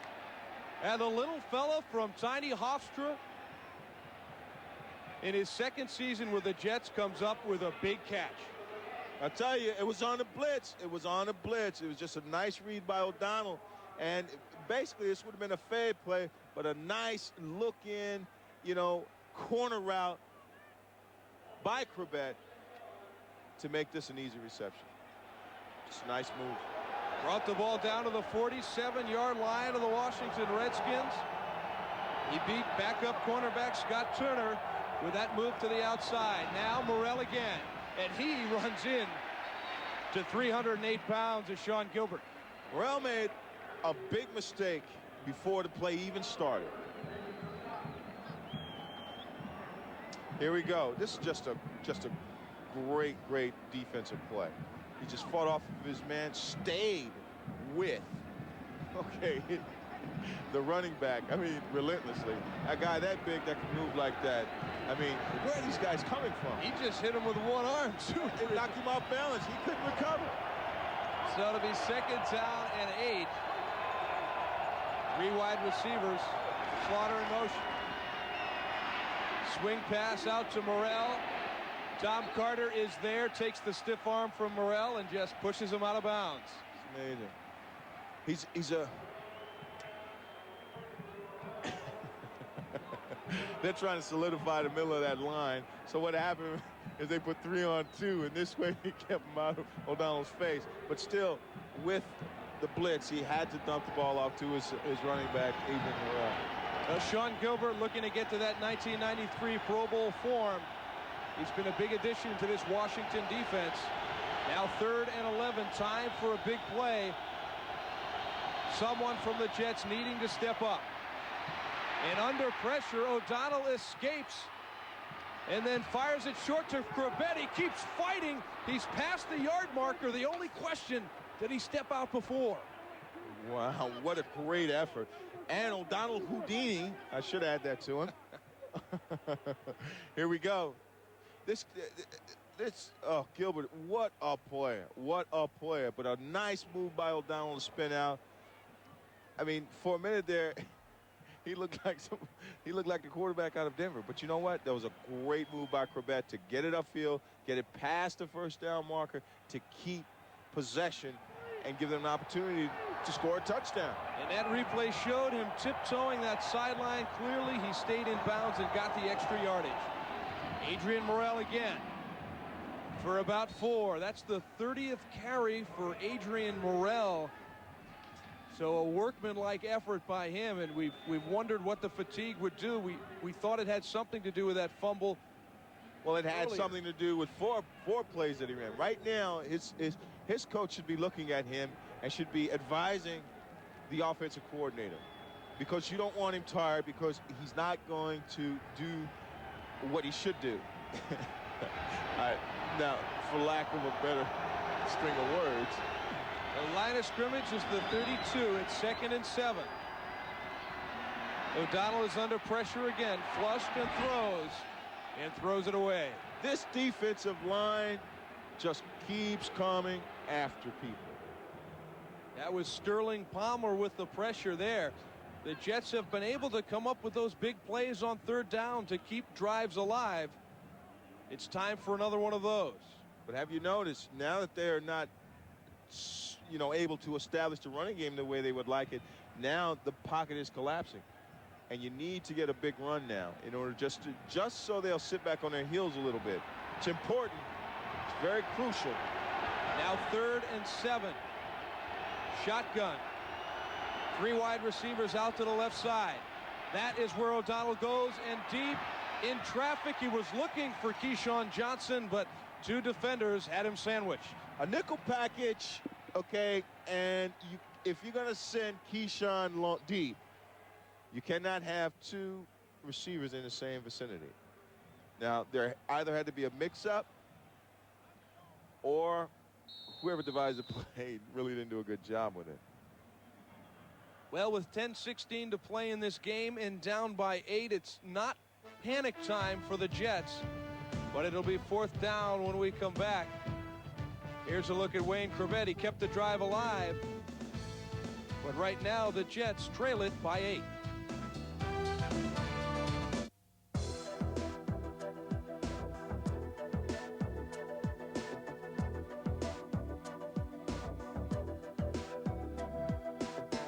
The best tennis players in the world on ESPN.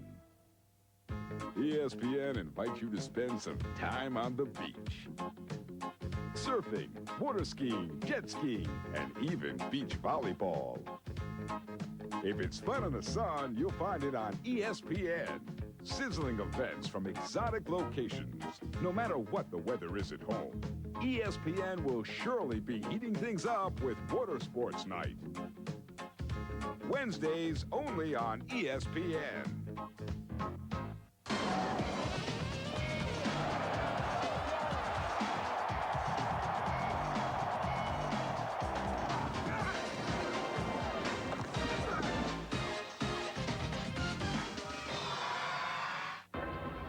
ESPN presents football from the home of the world champions. From Brazil, the Brazilian National Championship. 24 teams compete for the championship crown. See the excitement, the spirit, and the skill of some of the world's best. Botafogo against Grêmio tonight on ESPN. The Brazilian National Championship. Well, that's Nick Lowry stretching out. He's been busy already. 3 field goals today. This would be a pretty long attempt for him as Neil O'Donnell talks with offensive coordinator Ron Earhart. Now the Jets, of course, they do trail by 8, which would be a touchdown and a 2-point conversion perhaps, or a field goal and a touchdown. So they've got a variety of things to do, and of course you see Neil O'Donnell re-enter the game, and you see Nick Lowry on the sideline can only mean one thing. The Jets are going for it. That's right. No time to be squeamish now. Let's go get it, troops. Well, they've got it on the 32-yard line. For my sake, guys, for my sake. That's what Rich is saying. It would have been anything from a 49 to a 50-yarder had Lowry come on. Another thing to think of here is possibly a long count. Please reset the game clock to 10:16.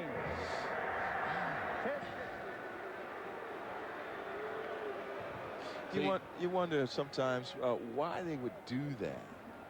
You know, it's like you're getting ready to play and they come out and it just like, oh, it puts more intense pressure on the offense. You know, it does. Well, Gus Farad is asking his crowd to put more intense pressure on the Jets. 4th and 7 to keep this drive alive. O'Donnell steps up and he's got it incomplete to Wayne Chrebet. Oh, is something happening here? I mean, this is the big play guy here. You got to like Wayne Corbett. Undersized. They say he doesn't have great speed, but he continues to make plays for the New York Jets. You know, he's probably the Jets' Fred Biletnikoff. Here we go. And it's like O'Donnell knows. He says, hey, if I'm going to go for somebody, I'm going to go for Wayne Corbett. And all they did was run a simple play where you run up, pressure the guy, come back to a stop. So now 1st and 10 on the 22-yard line. Morrell gets out down to the 20, gain of 2. And this is what I was referring to earlier when we were talking, and I'm sorry the audience wasn't with us, but we would actually run the ball with this much time, especially on the field right here, because we felt that if we could move the ball down, and we had a lot of confidence in our people, that we would create a situation where we would get the ball last and we could eventually win the game. Now 2nd down and 7, 9 minutes to play. O'Donnell complete to Graham for the 1st down and a little bit more.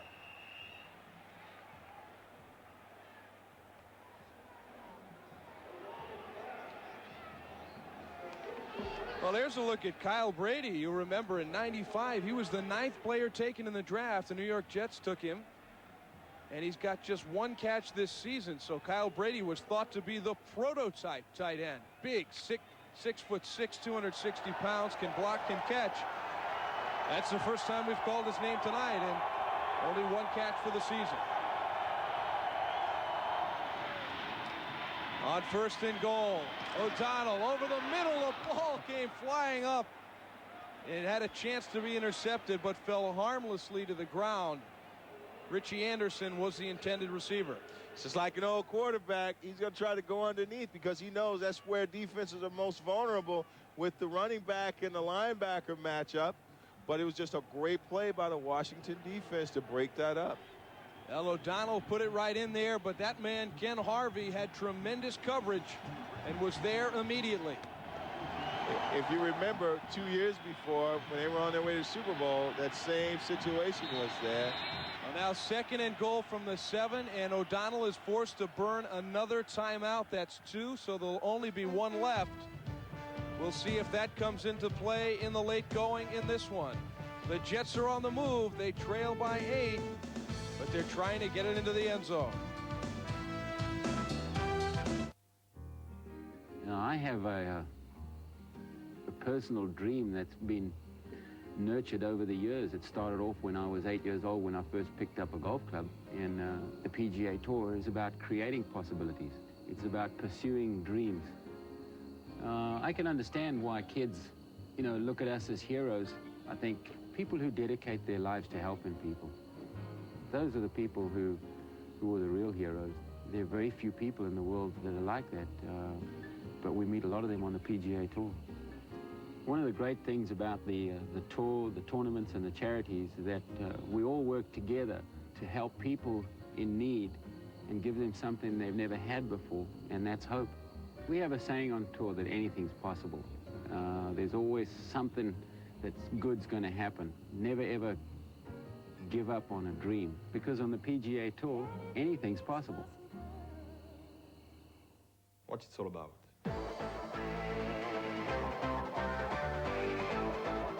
It's about scoring goals. Goals. Heroes. It's about winning. It's about being united. It's about football. Newcastle against Aston Villa, live today on ESPN.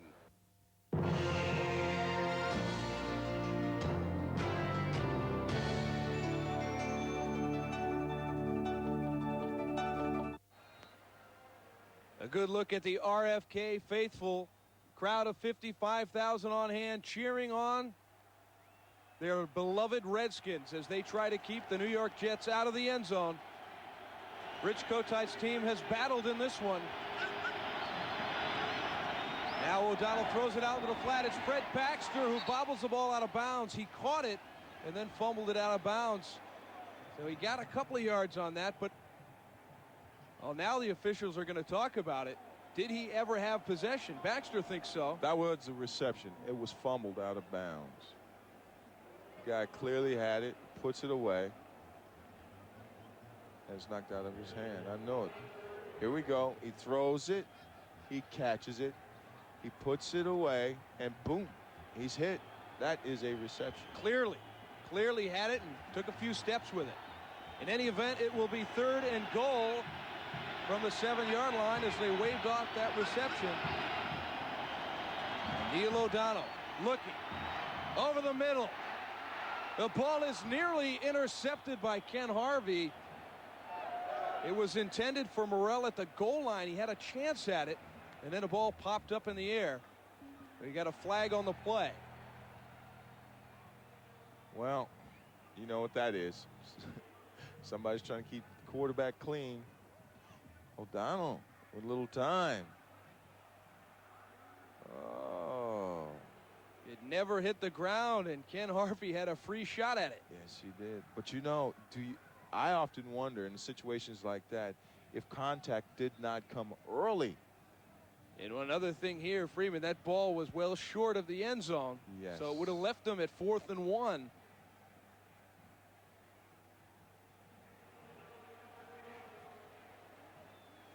Now the officials, they've called defensive holding. Unfortunately, we didn't have the call from the official on that, so they will set it up at 1st and goal from the 4-yard line. A costly penalty for the Redskins. The fade to Keyshawn Johnson. He leaps, catches it. It's taken away by Carter. Flag is down. We don't know what happened. We're going to have to wait for this one. If he came down on his feet with the ball, it's a touchdown. If he didn't have control of it, it's an interception. Keyshawn Johnson is stating his case vehemently. He doesn't like the way this one looks like it's going. I mean, clearly he had it in the air at the highest point. Offense, number 19.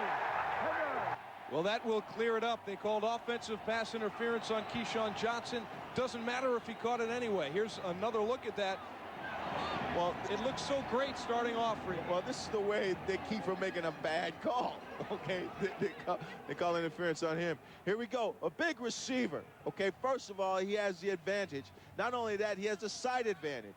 When he turns around, it gives the defensive back an indication that he's there. But, you know, let me tell you, it was just a great play by both individuals. Yeah, it just doesn't look like there's any interference. Now, he has the ball. If the second foot comes down, you can't get any closer than that. It looked like as the second foot came down, it was being taken away. It was almost simultaneous. Exactly. It could go either way. But you know what, though? I would give it to the defender because he did not have clearly 2 feet. Oh, I'm wrong. He did have it with 2 feet down. Well, here's the problem here. They called offensive pass interference. Right, now, are they calling that it was an interception? Because if they did, you wave off the pass interference, and it's Redskin ball. But the thing is, though, they see the receiver with his hands clearly in the chest of the defender. So that's why that call was rendered. It had to be in order for them to call it because they couldn't call it. I can't call it. Right. Now what they're trying to sort out is who was credited with the reception. Forget the penalty.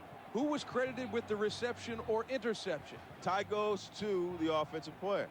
So in that case, it would merely be Jets ball, and they'd back them up with the penalty. But if they rule that it was intercepted by Carter, then they just decline the penalty, and it'll be the Washington ball. So we'll have to see. They need to just offset the penalties and start over. Following discussion, it has been ruled that the ball was intercepted by number 25. Touchback. First down, Rick. Yep. Well, Dale Hamer gave you the information, and it's not what young Keyshawn Johnson wanted to hear. That was an extremely difficult play to call. We have to say that super slow motion, and we're still not really sure who should have had this ball. Being an offensive player, when you go up and you receive the ball, the one thing you have to do is control it. He took his mind off the ball and what he was doing because he felt he had a touchdown. And let me tell you something, the play isn't over until it's over. The instant that second foot hits, the ball is starting to be pulled from his grasp. He did not have control long enough, and that's why it's ruled an interception. because he did not actually control the ball all the way close to his body to say that he clearly had it. So, I mean, jump ball, babe. They're still talking about this, and you really have to credit Tom Carter. He gives. There's Charlie Casserly. He is the general manager of the Washington Redskins. There's still discussion here. The Jets are talking with referee Dale Hamer. They should offset the penalty because there was contact. They should offset it and restart it because no one clearly saw it. Well, the official has laid down the law. You heard it. You heard him tell you what happened, and now they seem to be discussing it again. That's the guy, Tom Carter, who really made a tremendous individual play against a much bigger player. And, of course, there is no replay. I mean, there's replay, but there is no replay. No reviewable replay that could reverse this call. Exactly. So you have to go along with what... First of all, the officials, they are a part of the field. They're just, regardless of what anyone says, what they say goes. They are the game. They are the rule of the game. Their word is king. And there is no question. You can see how hard these teams are lobbying for this call. I mean, this is the play of the game right here. This is a touchdown. We got a whole new game if it's an interception. Right. Although we know it's not a touchdown because of the interference, but the Jets would maintain possession if they don't rule this an interception. But Dale Hamer has ruled on the field interception and offensive pass interference. That would give the ball to the Washington Redskins on their own 20-yard line. But, you know, here's a young player, though, and this is what's important to understand. Here's a young player that comes in. He's full of juice. He's full of excitement. He's very enthusiastic. And, you know, sometimes they don't think things all the way through. I mean, had it been a Henry Ellard, he would have used his body to shield the ball. But this kid, with a great athletic move, goes up because he has the advantage, catches the ball, brings it down, and forgets to secure it, and it's ripped away by a tenacious defensive back. We'll hear more from Dale Hamer. The pass interference was declined. First down, Redskins. So all that talk, and it's still interception by Tom Carter. You decline the pass interference on the fence, and you take it on your own 20. The Zebras are the laws, and what they say is it. Here's a great, great athletic move, but he didn't concentrate, and he didn't use his body to shield the defender, and this is what occurs. A great, great play by Carter. He stayed with it. He didn't give up, and that's why his team is the team that they are. I mean, a great coach. Hey, these guys play, and they play hard. Keyshawn Johnson did not put it away. And now here is Terry Allen, and he is taken down for a loss of 2. The Jet defense is fired up now. It's not quite desperation. I mean, there's Keyshawn saying, I had it up here, but you got to bring it into your body and put it away, and he never did. Exactly. A veteran would have actually caught the ball and used his body to shield the defender, because he knows that it's not over until he actually secures it and takes it to his bench and put it away. Call it a loss of 1 now, 2nd and 11. Now Farad will throw over the middle, hits Shepard, and Shepard is hit by Gary Jones. What a tough guy. I mean, this guy is made of steel. He catches the ball, he takes a shot, and yes, he melts like wax in the middle, but he holds on. We don't mean to laugh. That certainly he could be hurt badly, because he had his bell rung here. And here it is. They're taking advantage. They're taking advantage of that seam, but there are times when they get caught. And when they get caught real good. Well, that is Leslie Shepard. He's down on the field. He is the receiving star of this game. The 52-yard touchdown on the flea flicker. He also had a 15-yard reverse that he ran for a touchdown. So while Leslie Shepard is attended to on the field, we will take a break. We'll be back in just a moment. The Washington Redskins looking to wrap this one up against the Jets.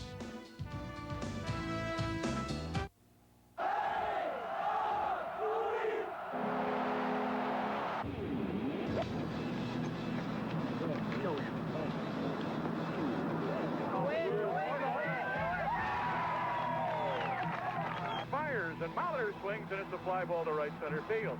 Chased by the right fielder and the center fielder, and it falls in. Molitor for 2, Molitor for 3, and it could be history-making. It is. Goes to the set position. He kicks and delivers. Swung on and missed. Strike 3. Roger Clemens ties his own Major League strikeout record with number 20. And here's Nomo, and he rears back and lets it go, and got him. A no-hitter by Hideo Nomo. On the line on the last play, 6 seconds ago. The snap. Ball's down. The kick is up. It looks short. It looks short. It looks short. It hit the Nomo. The Colts win. 25-24. Did football discover America, or did America finally discover football? Major League Soccer is now in full force in the United States. The MLS on ESPN.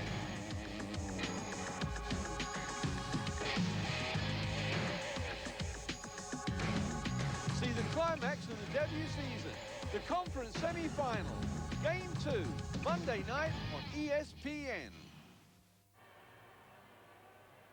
Well, here's the play. Fred Baxter, looked like a reception. They called this incomplete.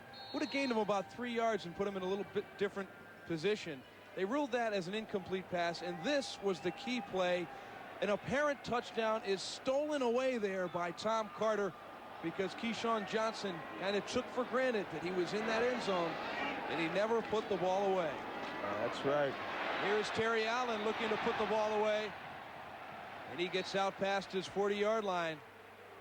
Gain of about 7 on the play. So the Redskins have been known to being able to run the football. They'd like to do that. They'd like to keep it on the ground the rest of this way and just grind this clock out.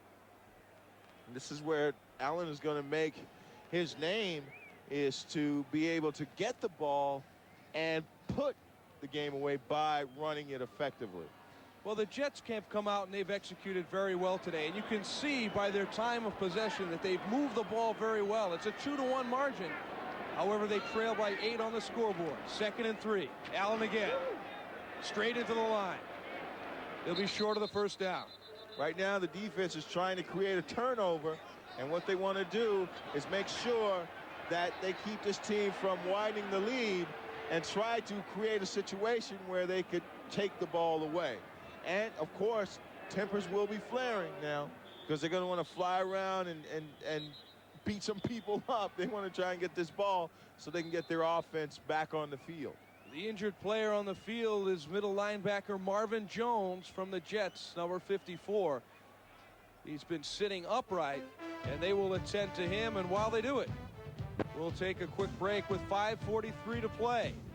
The Washington Redskins holding on to that 8-point lead.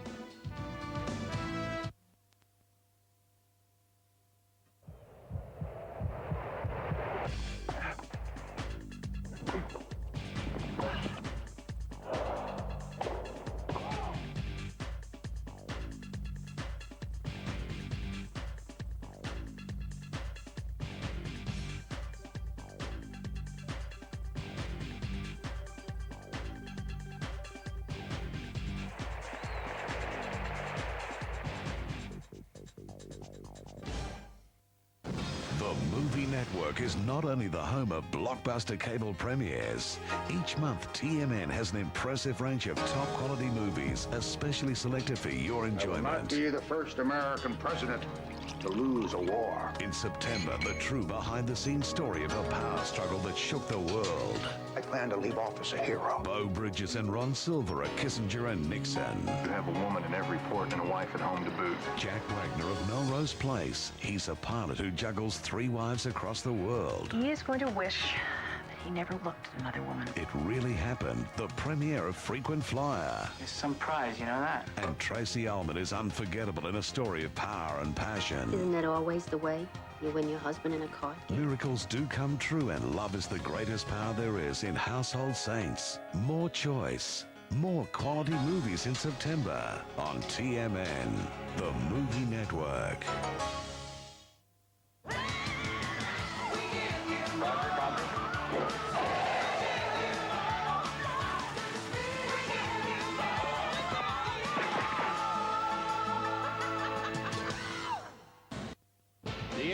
shot from the blimp. RFK Stadium is all lit up, and their crowd of 55,000 is enjoying this one as the Redskins, with a slow start, have come on strong in the second half, lead at 24-16. There is Marvin Jones. You can see he is visibly limping, injured on that last play. It'll be 3rd and less than a yard. Terry Allen gets the carry, and he gets about 4, so no problem there. And the Skins can continue to run clock. This is what makes and forges, okay, a good NFL running back.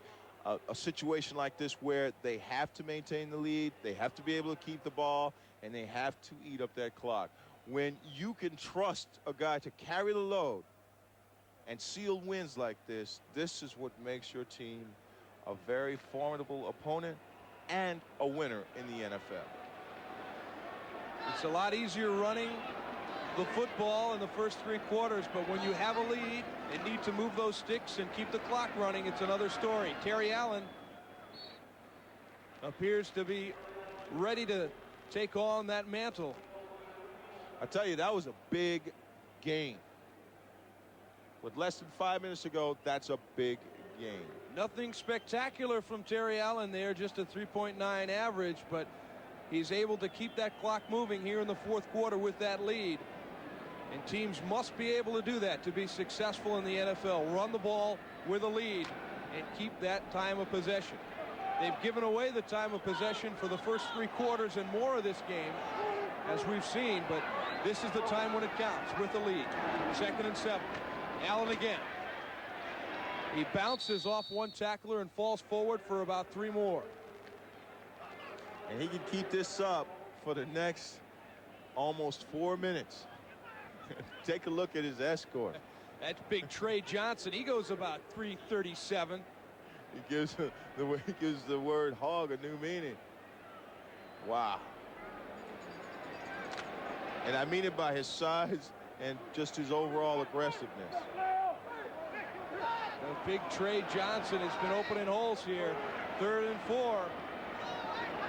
Ellard is in motion. Play action. And the pass to the tight end Galbraith, a little waggle there, and he gets the first down, comes up limping a little. The drive will continue. Yeah, I think it's more than limping a little. I think he must have twisted his ankle.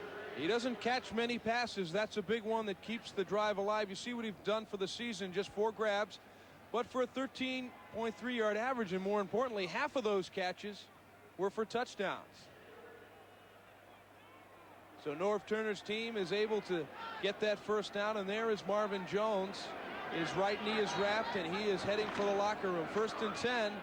Mark Logan gets a rare carry and finds some open room. I'll let you know one thing. Everybody else was looking for his counterpart, and he sneaks underneath and around the backside. But as you saw earlier, the fake, you know that they were honed in on the run. They're trying to stop the run, and like I said, your greatest forte could be your biggest weakness, and I think that's what Norv Turner has used against the Jets this second half, and this is why they're leading right now.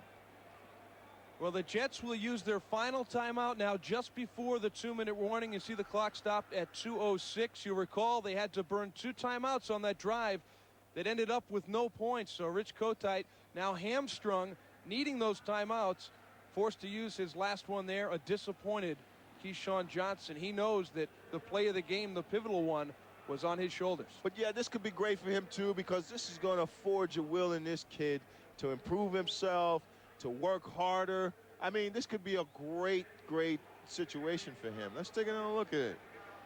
Here's a situation where he's happy, he thinks, hey, I got it, and the next thing you know, nothing's for sure in the NFL. It's not for long. That reception was not for long for this kid. And he celebrates for nothing. And he knows right here, that he should have concentrated and held on to the ball. He knew right there. When he got upset, he knew exactly. He knew it was his.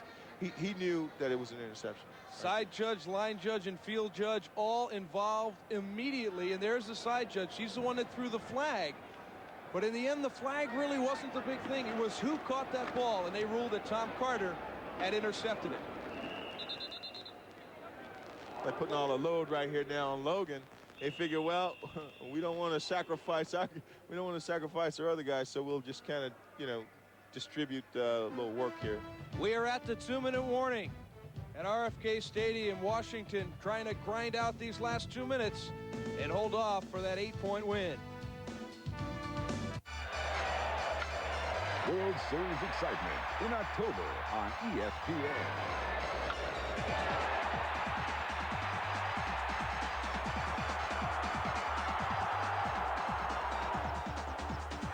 Pippen the other way.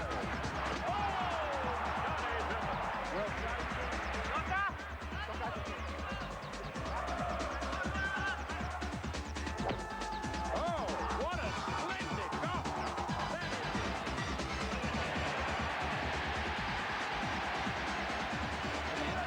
Nice job by Benos to keep it in. Benos from the ice.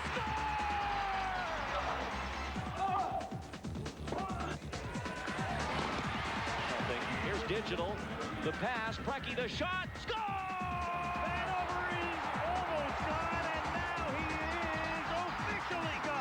A World of Sports in October on ESPN.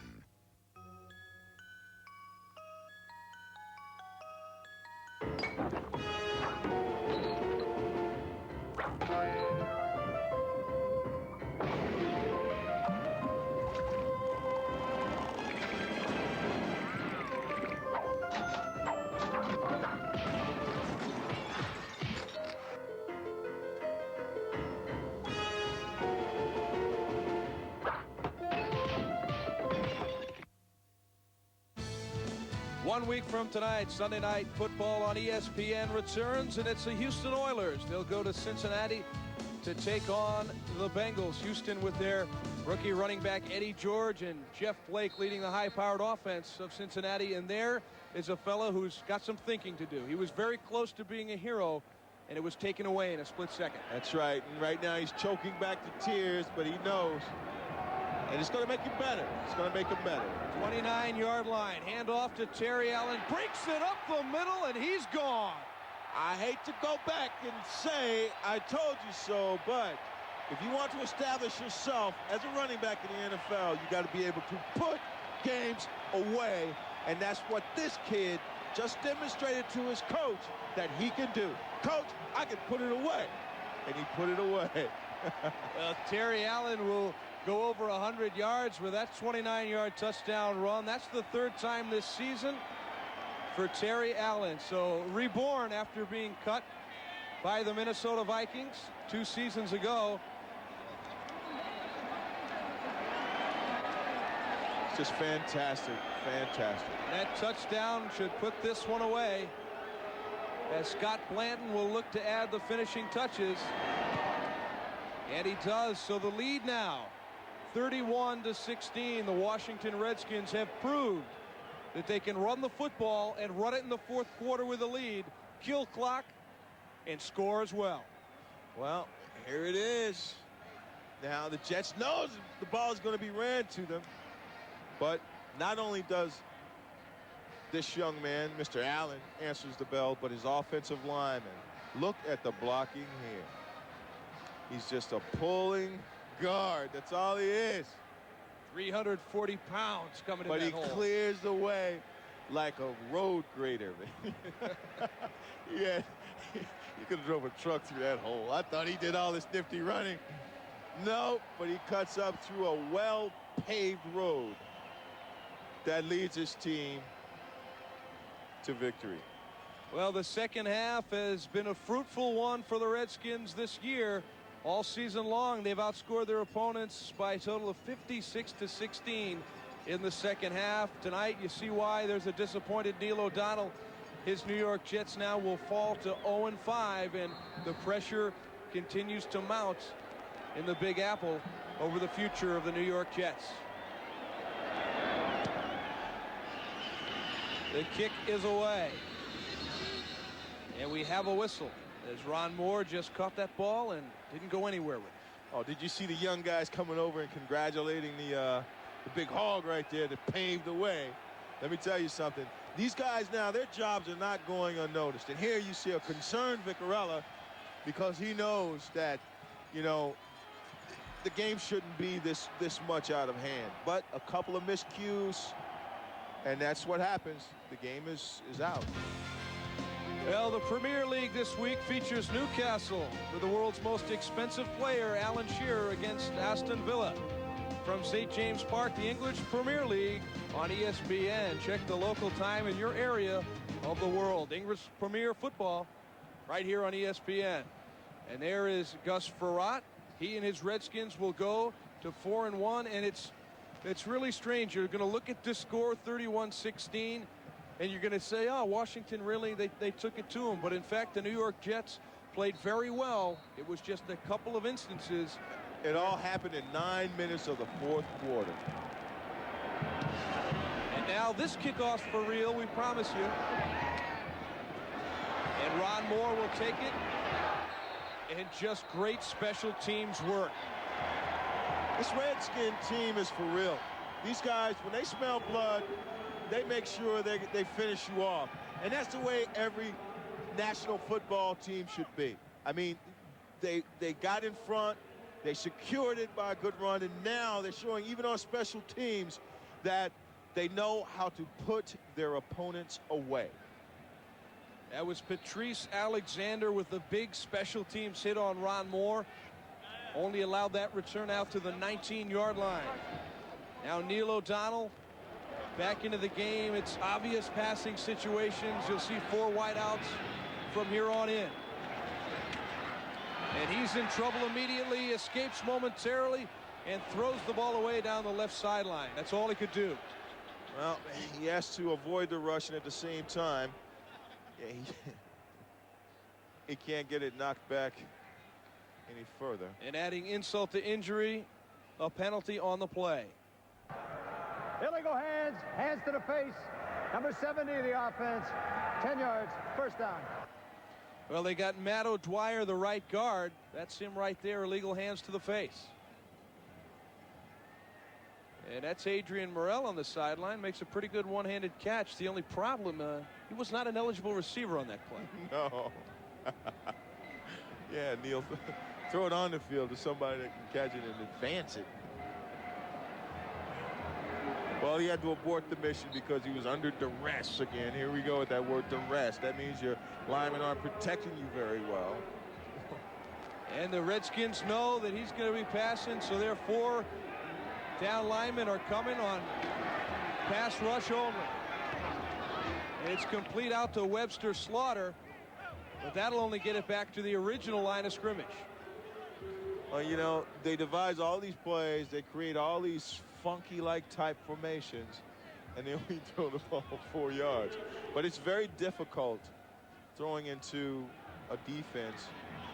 A career-high day there for Adrian Morrell. 31 carries and 119 yards. Both career highs for the youngster from West Virginia. Keyshawn Johnson catches the short pass and advances it. That ought to be enough for a first down. He's reaching for more. He's out past the 30-yard line. They'll mark him down at about the 33, and we've got a little scuffle going on, but nothing serious. No huddle, of course, as we're down now under 1 minute to play. Well, here basically they depend on signs. He's got to tell them, or he tells them ahead of time how many plays he wants to run. Now 1st and 10, clock is running. Neil O'Donnell throws it out in the flat. Webster Slaughter makes one man miss. Can't get to the sideline and out of bounds. So the clock will continue to run. The Jets have no timeouts. Had to burn 2 during a drive late in the 3rd quarter. Had some bearing on this game before Terry Allen burst in from 29 yards out to make this a 15-point game. 2nd down. Keyshawn Johnson has enough for the first and is smart enough to get out of bounds. Well, he tries to get out, but they wrestle him back in. So Keyshawn Johnson wanted extra yards and he wanted to get out of bounds. They wouldn't allow him to do both. No. And there is Norv Turner. You've got to appreciate the job he has done.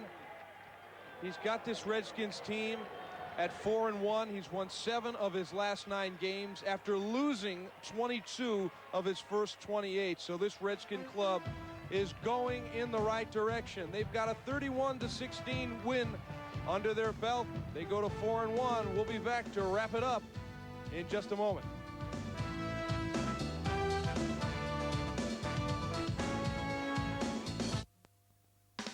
Got the look, got the style, got a whole new thing, got a reason to celebrate. Come on, join in. It's whatever you wanted. Oh, we got it. Come on, see what we've got. Oh, we got it. We give you more. We give you more.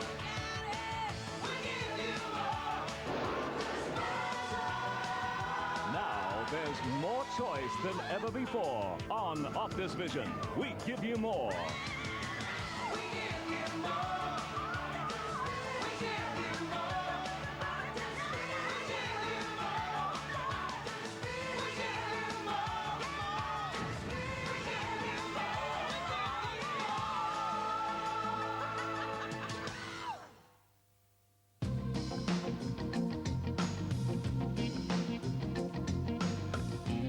Coming up on ESPN.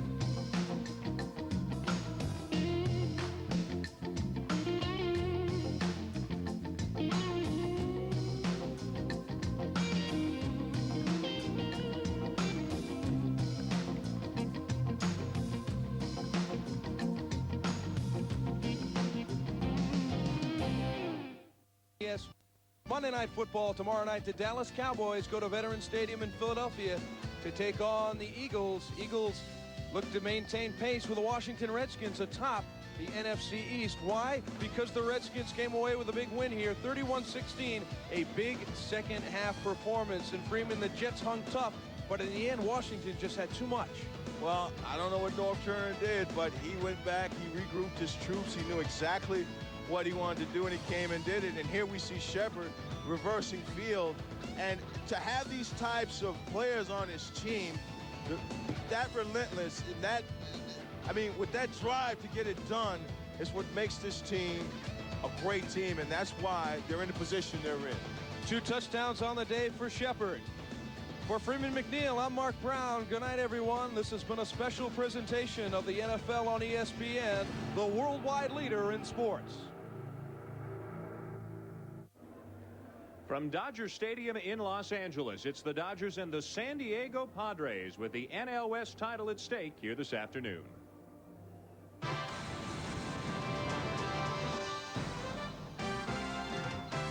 League, and then we had him in our summer league. You just see how tough the kid is. You know, I thought he gave me a cheap shot, and I stood up for myself, and I think that the people respected that. Oh, sure. Too bad he's married. No.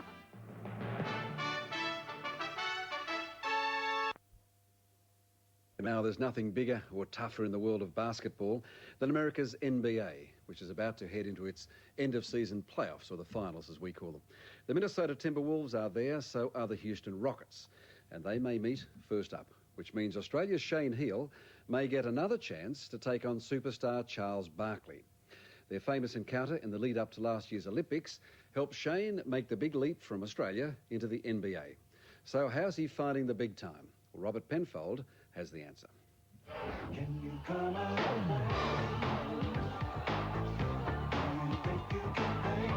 Shane Heal, the Australian sensation.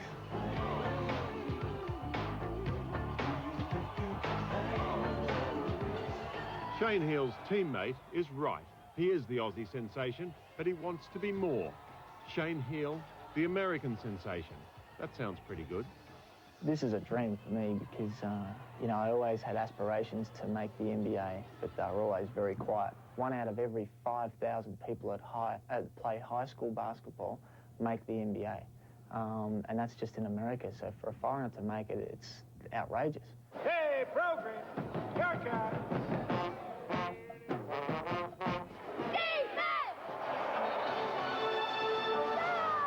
Oh, it's the accent, of course.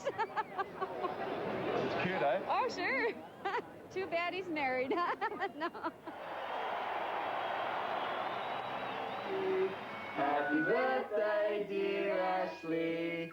Happy birthday to you. After the game, it's back to family matters. Yay! The contract to play in the toughest basketball competition in the world meant the entire family, that's Jenny and their two daughters, moving to Minnesota. He's not earning millions yet, but that contract was good enough for Shane and Jenny to buy themselves a house here. Big deal. Watch out for this ice. A nice place in the snow has made life far from home a little easier. It's the first time Jenny's ever been out of Australia, and we're realising that it is a big move for her. But it's one that, you know, we wanted to make some sacrifices because the benefits are amazing. So what's your routine for today? Well, I'm going to have to get to practice. We've got practice at 10 o'clock, and if I'm late, I'm fined $50 a minute. And Are they serious about that? oh yeah, it gets deducted out of your pay, and the most I've been fined is $150, but other guys really don't even blink at being fined a couple of $1,000s, and I'm not in that category, so let's hit the road.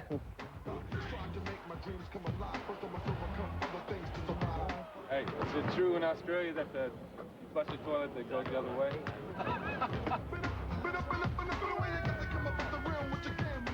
Even before he arrived at the Timberwolves, Shane Heal's reputation preceded him.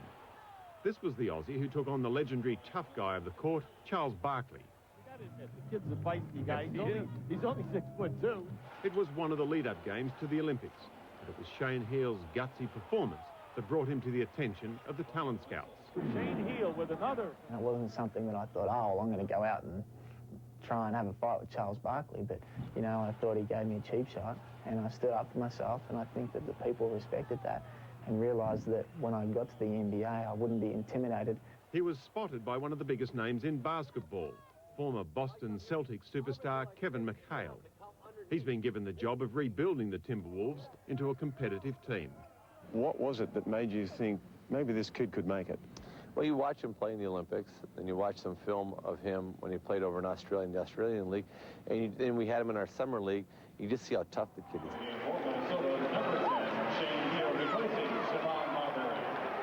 But past reputations count for nothing when it comes to getting regular games here in the NBA. Shane's first year is all about looking, watching, and learning. Some days he doesn't get a game at all. Other times he does get on, but for 30 seconds. It's all just part of the apprenticeship. Very much the rookie. It's hard to deal with that sort of thing. I mean, my record is half of a second. I've been in for the last shot play. But, you know, I'm hoping next year that it's going to be different and I'll be out there and somebody else will be sitting. One of the new friends he's made on the team is Sam Mitchell. Like Shane, he was great playing in Australia, but when you come here, you have to start all over from scratch. And, you know, he's doing well. He's made a lot of progress from the first day he's got here, but, again, you just have to pay your dues. The family is usually watching from the stands, but there's still something, or rather someone, missing from the excitement of Shane's achievements. It's his dad, who introduced him to the game, but died when Shane was just 13. I think about my dad, you know, every day, but especially before every game, I always dedicate the national anthem, and I just put my head down and think of my dad.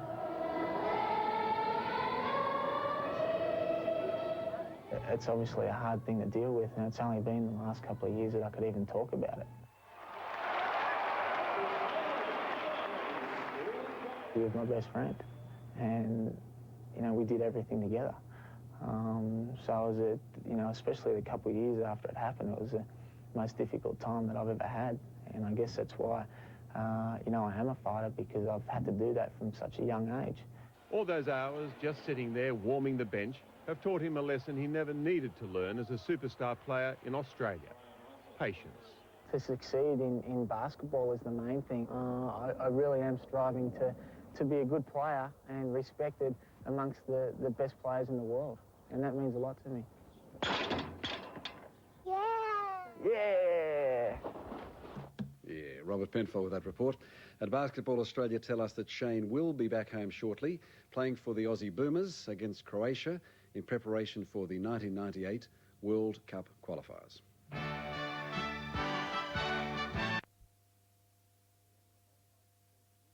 starting with the LA Lakers. The long-awaited return of Shaquille O'Neal ended this week, and the Super Center came back strong. Shaq's got the rebound to get it. He's back. Against Phoenix, O'Neal helped end the Suns' 11-game winning streak, pouring in 24 points in only 24 minutes. Oh, what a slam dunk. Shaq blocks the shot. Next, the Utah Jazz came into L.A. with a 15-game winning streak. But Shaq was unstoppable, scoring 38 points. Spinning to the baseline. But Shaq's biggest basket of the day came in the game's closing moments. Coach had called the play in the huddle. He said, big boy, bring us home. 4 seconds. Shaquille fadeaway. It was a crucial win for the Lakers in their battle for the Pacific Division title. And for Shaq, it was something special. That's my first buzzer beater ever in the history of the MVP this year, Shaq O'Neal. We continue our coverage of the Western Conference playoff race with 3 teams who are getting primed for the postseason, beginning with the Phoenix Suns. The Phoenix Suns might be this year's best-kept secret. After losing their first 13 games this season, they're now remarkably headed for the postseason.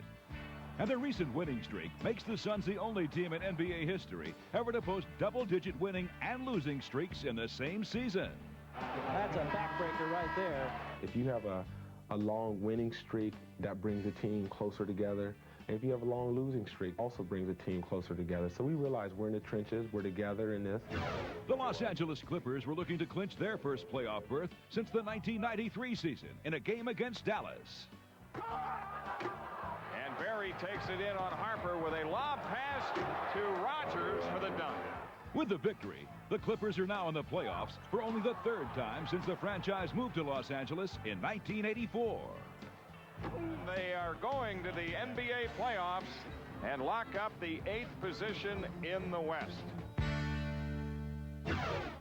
The Houston Rockets' 3 superstars, Hakeem Olajuwon, Charles Barkley, and Clyde Drexler, are all healthy again, and they were ready for an important game with the Sonics.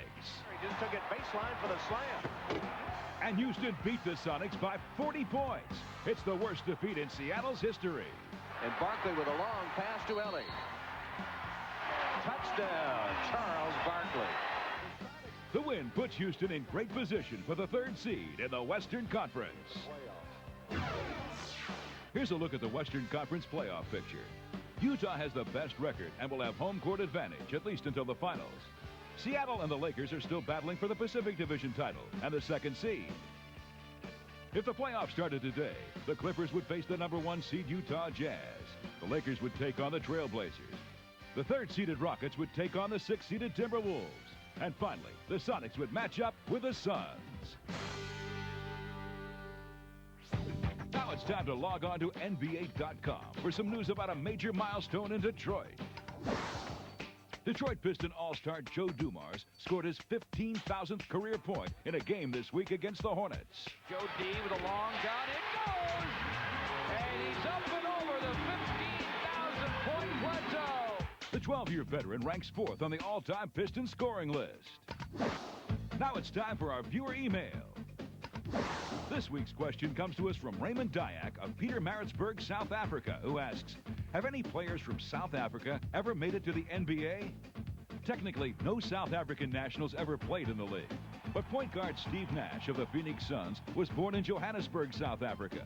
Nash went on to graduate from high school in Canada and played his college ball at Santa Clara in the United States before getting drafted in the 1st round this year by the Suns. Coming up next, we'll take you back into the action and check out the high-flying Charlotte Hornets. Then we'll show you why the Sixers' Allen Iverson was a real hot shot this week. Iverson up, and yes, and there it is. Stopping Glenn Rice has been hard enough for Hornets opponents. But this week, they had to deal with another Charlotte sharpshooter, Ricky Pierce. The 14-year veteran has stepped into the starting lineup, and against the Pistons, sparked a Hornet comeback. Ricky Pierce was in the starting lineup now, doing a heck of a job. He's still a warrior on the court, bringing it to the game every day. Pocket 5 now, 4. Ricky Pierce, topside rainbow, goes! What a comeback by Charlotte to get their 51st win. Oh, that's a franchise record. In another battle for playoff positioning against the Bullets, Ricky Pierce was the star once again. But it would take a special effort as Washington sees the lead late in the fourth quarter. We have that no quit attitude right now, regardless of the situation. We just try and come together collectively and try and find a way to win the ball game. Back out to Pierce. 4.8 seconds left for the game winner. And the Hornets have come back to stun the Bullets. We continue our coverage of the Eastern Conference playoff race with three teams who are getting primed for the postseason. We begin with the Atlanta Hawks. Their offense. We all start on the defensive end, and we let our offense come, and everyone played D. And at the beginning of the year, we were really stopping people. Now we're putting offense and defense together and playing pretty good together. Laettner comes away with it. Of the week in Hot Shots. This season, there have been several standouts in the race for the Schick Rookie of the Year award. But recently, one phenomenal first-year player has risen above the rest. Iverson beats one, beats two. Hangs and hammers home. Oh, did you see the youngster? Allen Iverson's unforgettable week began in Chicago, where he took his first step towards breaking the NBA record for consecutive 40-point games by a rookie. Tough shot, and he hit it. What a shot by Allen Iverson. And Allen Iverson begins the week with a career-high 44. 2 days later, the Sixers returned home, where Allen's outburst continued against Atlanta. Iverson, strong to the cup, gets two more. On this night, Iverson would soar higher than any Hawk. So 2 straight 40 or more for Iverson. You know, like I said, he brings excitement, quickness, and a great offensive threat to the game. And the other teams got to react to that and try to stop him. But the Bucks couldn't stop him either, as he tied his career high with 44 points, as well as the rookie record for consecutive 40-point games. Iverson burns Curry, yes, and a foul. And there it is, Allen Iverson with 40 or more in each of his last 3. Finally, in a loss to Cleveland, Iverson scored a new personal best, 50 points, as he shot his way into the history books. Allen fakes the pass and finishes it off. Iverson for the record, yes, and there it is! Allen Iverson, 4 straight with 40 or more, breaking the Wilt Chamberlain standard that had stood for 37 years. And he ended his 4-game scoring spree with some incredible statistics, averaging over 44 points a contest. It should come as no surprise that Iverson leads all rookies in scoring. Vancouver Sharif Abdur-Rahim ranks second, followed by Antoine Walker, Kerry Kittles, and Stephon Marbury. Coming up next, we'll take you into overtime for a look at the Pistons' dramatic win over the Bulls. Then, well, you won't believe what we've got planned for you in this week's trip to the Highlight Zone. As a child, she was under to NBA action. Now, we'll show you why this week's Chicago-Detroit matchup was more than just a game. In overtime. For 19 straight games, the Bulls have pushed around the Pistons. But not this week, as Detroit finally broke their losing streak against Chicago. Pistons on the run. Here's Thorpe all the way. And Hill slams it home. And they're going wild here at the Palace. The Pistons win marked the first time that superstar Grant Hill had ever beaten the Bulls. The Detroit Pistons have defeated the Chicago Bulls. It was also Pistons coach Doug Collins' first victory over Chicago, a team he coached from 1986 to 1989. Back then, it was the Pistons who dominated the Bulls, knocking them out of 3 consecutive playoffs. Bulls have a lot to be proud about, but the Pistons go on. In his 2 years as head man in Detroit, Collins' Pistons had been unable to defeat the Bulls, setting up an interesting storyline. A great win for the Chicago Bulls. This is total irony here that Doug Collins is here coaching this team. We're chasing the Bulls, and he was the guy coaching the Bulls when they were chasing us. And that explains why the Pistons' victory over the Bulls this week was such an emotional win for Doug Collins, and perhaps the beginning of a new chapter in the Chicago-Detroit rivalry. I told them the greatest compliment that they could give me today was against the greatest team in basketball, to pull together and in the snippets of challenges from start to finish, play with courage. Now, we travel to another basketball dimension for a look at some of the week's best plays in the highlight zone. Time to get focused on some great passes in the zone. We start out with the fast-breaking Washington Bullets and John Stockton's Utah Jazz. Behind the back to Charles. Strickland, nice pass to Bradley. John Bradley, and a foul. We know you want to see more moves, so here they are, thanks to the Kings' Michael Smith. And oh yeah, that other Michael from Chicago. Oh, what a spin by Michael Jordan. Bob Sewer looks like he's driven to be in the zone, and so's Tim Hardaway. Hardaway splits the D, takes it himself. Oh, my! What a play, Tim Hardaway! Sometimes it can be a fun ride in the highlight zone, but we can only hope that this one measures up with the laughs. Great play, Michael. Oh, no!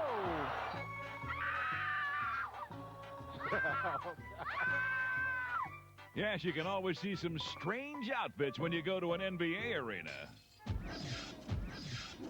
All right, it's time to get pumped up in the zone for some serious swats. Oh, Armstrong, what a block!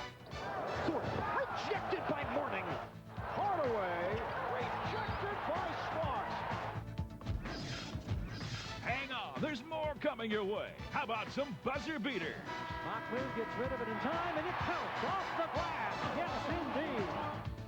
See if Sura can play beat the buzzer with a whirl. Sura with a high float, and he fills up to end the third. And you'll really get excited about some big-time slams, starting with Mailman. Carl got it. To the hoop, in your face, hammer dunk. And Patrick Ewing punishes the Pacers with this slam. Well, it's the Bullets who put the sting on the Hornets. Oh, doctor! When I was smaller, one of the players that I really looked up to and respected a great deal was Julius Erving. Man, oh man, that's some shot. Just to see him soar above the clouds is one of the things that, I really thought was very remarkable. I've never, ever seen anything like this. NBA's best players this season is holding court. Looks so pretty when it leaves his hands. So sugary sweet is the Glenn Rice jumper. One of the great pure shooters in the NBA. He is something to watch. Rice is steaming a three-pointer. Look here, look. What a beautiful move by G-Money. Yo world, yo world. 1997's been a breakthrough season for Charlotte's Glenn Rice. The Hornet forward has been one of the NBA's most unstoppable offensive forces and is more confident than ever. I am in somewhat of a zone now. You feel like anything you put up by the rim or any particular type of shot that you try to attempt is pretty much going to go in. Rice's shot is blocked by Weber. Rice throws it back up and scores. How about that? The confidence level is at just a great high. But this 8-year veteran is no stranger to success. The Wolverines win an NCAA title. In college, Rice led Michigan to the NCAA championship and then went on to the Miami Heat, where he became one of the NBA's purest shooters. Here's Rice to three. Traded at the beginning of last season, Glenn has expanded his game with the Hornets, and it's become clear he's the main man in Charlotte. Right drive, right side, hard to the hoop, put up in the left hand, and it's gone. Rice appears to be unstoppable. Right now, he probably is the best I've been playing since I've been in the NBA. One of the reasons why is I took it upon myself to go out and play much more aggressive. Oh, wow, play by Glenn Rice. Glenn is a real warrior, where he's just always thinking about attack. Whoa! Glenn Rice coming alive. And as Glenn has risen to a higher level, so have the Hornets, who are now one of the most surprising teams in the NBA. Here come the Hornets with Bogues. Blaylock is back up top to Rice for the slam. Well done. It's been a tremendous season for us so far. A lot of people this year have written us off early, and now I'm pretty sure we got the attention of the whole NBA. Glenn Rice gained worldwide attention when he took center stage at the 1997 All-Star Game. Brandon with Pippen and Rice on the wings. Open shot. And he hits it. You got him, D. Rice. Here's Rice. Look, fires the three. And the East bench is up in man.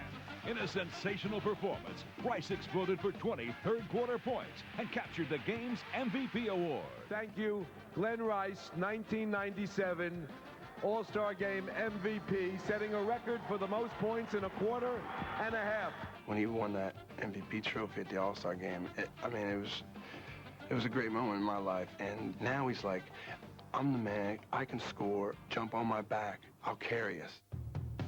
All right, baby, let's go now. You got to do it quick, Matt. Do it quick. There you go. Whoa!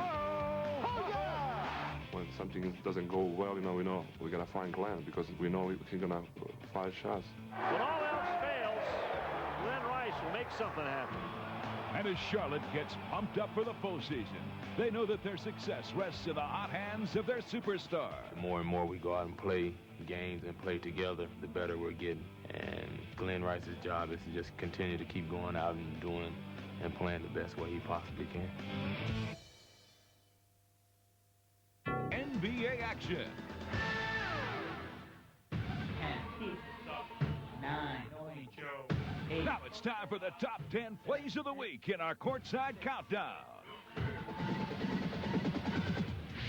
At number 10, the Clippers' Brent Barry finds teammate Rodney Rogers. Barry, Rogers. Oh, Bill Murray. Slam dunk by Rogers after the wraparound by Barry. At number 9, it's some great teamwork by the Golden State Warriors. Well, it may not make any difference, but it does to the fans. That was fun. Number 8, it's Dallas's high-flying Michael Finley. Finley inside, hangs the shot up there, good, and a foul. A spectacular shot by Michael Finley. At number 7, the Heat's Tim Hardaway shows how to catch and shoot.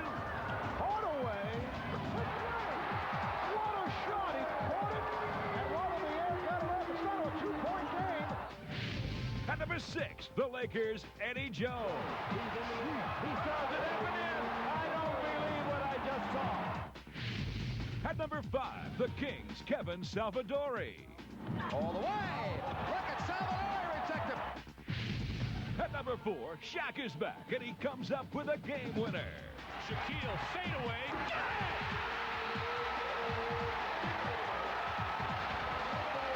For Shaquille O'Neal, 15 in the fourth quarter, and this one barely beat the buzzer to win it for the Lakers. At number 3, the Pacers' Reggie Miller goes over his head. Oh, here's Miller. Oh, what a pass by Reggie to Antonio. Miller looking down to the bench down here with a smile on his face. Great look. Oh, man. At number 2, it's the Kings' Mitch Richmond. Richmond with a midcourt runner, good if it goes. Oh, yes, indeed. Mitch Richmond throws his arms up from midcourt. And that brings the Arco crowd to their feet. For our number 1 play of the week, it's the Hawks' Dikembe Mutombo. Press 24 for the Sixers as Clarence tries to jam his way. A can against Mutombo, and Dikembe says no. Clarence and Mutombo says no. Mutombo shaking his finger. Yes. I'm Jim Fagan for NBA Action. See you next week. It's a mountain of virtual fun. Also today, we meet the man guiding the Hawks into the brave new world and catch up with the young gun from Canberra, Simon Dwight. All this, plus the news, highlights from round 1 of the Mitsubishi Challenge, and the final quarter from last night's match between the Falcons and the Giants. It's a brand new world. It's Sega World, and it's time for airtime. Of airtime. I'm Matthew Whiten. Hope you can give us your time for the next hour as we check out the best in basketball. Well, last weekend it was Dream World, but today it's Sega World, the brand new attraction here at Sydney's Darling Harbour. In a moment we're going to get inside and mess around with a few of the Sydney Kings. But first, let's get inside basketball. Get ready to say goodbye to the Snake Pit. It's been with us since the inception of the National Basketball League, but has long outgrown its usefulness. And Illawarra now starting to come back. The Hawks finally got word this week that tenders have been called for the new Illawarra Entertainment Centre. Its expected construction work will begin in July, and the stadium will be ready for the NBL's switch to summer. The Hawks already looking for a name for their new stadium. You can rule out Snake Pit. There'll ever only be one Snake Pit. The Sydney Kings have released their list of the top 15 players from their first 10 years in the NBL. The list is divided into 6 guards, 6 forwards and 3 centres. The fans now have to pick their all-time starting 5. It's a promotion which will last all season. The Kings hope the fans list will represent what the team stood for in their first 10 years and not necessarily be a popularity quest. For the record, here's Airtime's starting 5 from the first 10 years, remembering the Kings were at their best when their defence was second to none and they boasted potent offensive power. At point guard, Steve Carfino. The off guard, Ian Rebilliard. Small forward, Dwayne McLean. Power forward, Mark Dalton. And at centre, Brad Dalton. And in the Women's League, a big night for Sydney Flames veteran Karen Dalton. She plays her 300th game in the WNBL, only the second player to reach the milestone. I feel pretty old, actually. I think you have to be in the league for a while to reach 300, so obviously I'm old and have been there for a while. Dalton has had a great career, third highest all-time point scorer, third highest all-time rebounder, and two-time Olympian. Also twice voted the league's best defensive player. KD, enjoy the night. You deserve it.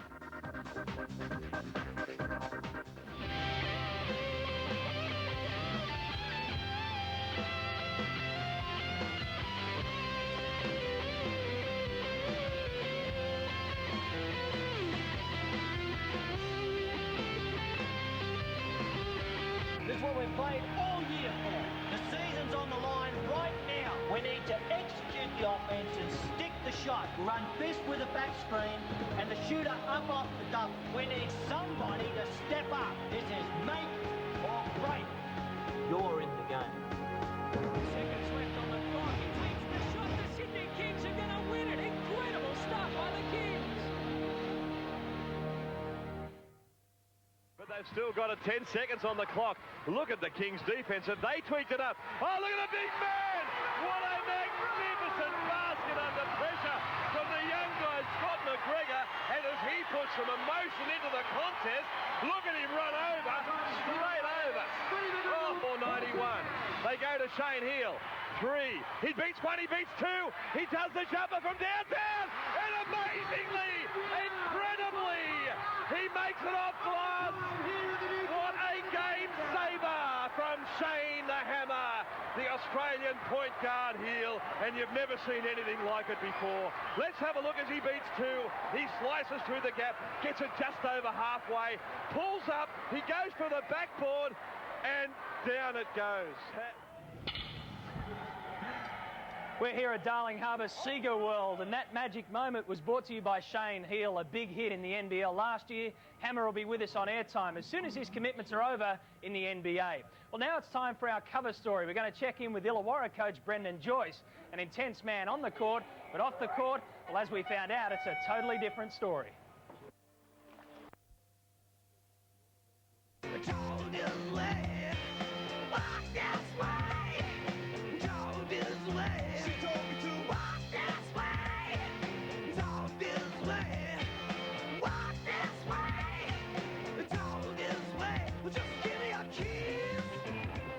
Well, there's plenty of time for fun and games here at Sega World at Darling Harbour, but this August in Melbourne, they'll be down to business for the Under-23 World Championships.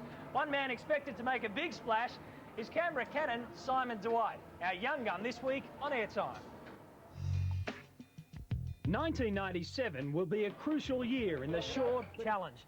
Now, if you want to get in the game, there's no better place to do it than right here at Sega World at Darling Harbour.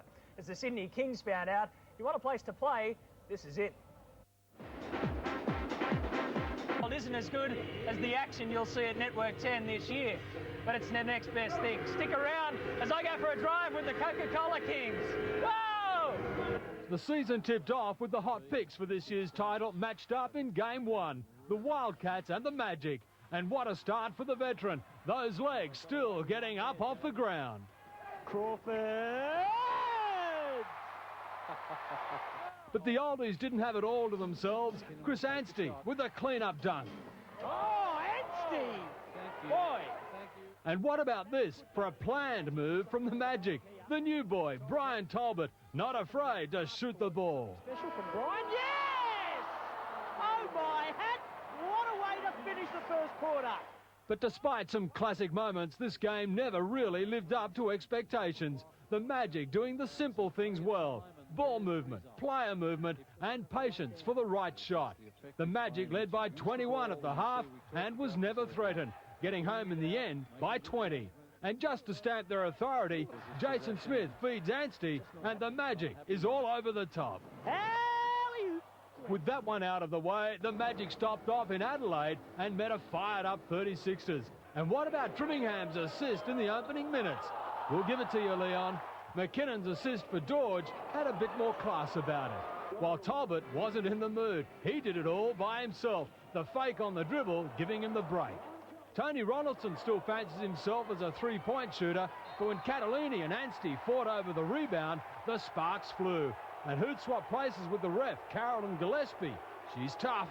This was a tight game, nothing in it. Riley's no-looker to Brown, an indication of the standard of basketball. Riley again, this time laying up the alley-oop for Trimmingham, and he does it in reverse. Chris Anstey got a tough call late in the game. Hanging on the ring was the charge. If nothing else, it reignited the friendship between Anstey and Catalini. That's nice. And in the last seconds, the 36ers had their chances. Maher and Trimmingham both had shots. But the buzzer beat Riley's shot, and the Magic become only the third team to take out the Doomsday Double. The Brisbane Bullets mightn't be any younger this year, but they still play smart. Sibley with the outlet, Roger Smith with the dunk, and the Bullets look good. The Tigers look pretty much the same as well, still relying heavily on Andrew Gaze. Too many times, though, the Tigers left Gaze to do it by himself. He potted them, but he needs help. And there are still question marks over the Tigers' defence. Roger Smith given an open lane to the basket as the Bullets took control. Brisbane just unstoppable, opening the season with an upset over the Tigers. Melbourne then went north to Townsville and got a bit of their own. The Suns were in control in the paint. Firstly, D'Ambrosis to the basket. Then Tyson with the turnaround jumper. And again, as the Tigers struggled to keep him out. The Tigers had to rely on their perimeter shooting, and Ray Gordon doesn't need too many invitations. Gaze lit up again from the three-point line, and when Copeland nailed this one, the Tigers led by 13 at half-time. Copeland lets it go. Oh, that's it. Oh, my goodness. You have got to be kidding. Leonard Copeland just fires away a three-pointer. Then the Suns' big men came back into the game. D'Ambrosis fakes and scores. And Tyson puts one away. And in the last seconds, the Suns have the chance to tie it up. Rucker has a chance to win it. Can he make it? It's not enough. Tyson goes for the shot. It's all over. The Tyson have snuck out. Davidson, he just must feel so bad at the moment. They had a chance to win it. The Steel Cities banged away at the Snake Pit. Discarded Tiger Dave Simmons, one of the best for Newcastle. Clayton Ritter beat the double team to nail the turnaround jumper. And here's a nice roll reversal. McGregor with the dribble. Dishes to Simmons, who finds Jensen for the layup. Can he score? Off the glass. Excellent work from Tony Jensen. Then Jensen reverted to his normal role, calling the shots. The layup didn't fall, but he gets a second chance and hits the three. And the Falcons' prodigal son finishes it off with a great pass for Melbourne. Newcastle pounding the Hawks. Turnovers cost the Kings dearly in the opener against the Giants. McDonald at his cheeky best, stiff with the dunk. And Mike Mitchell proved he's just as sneaky.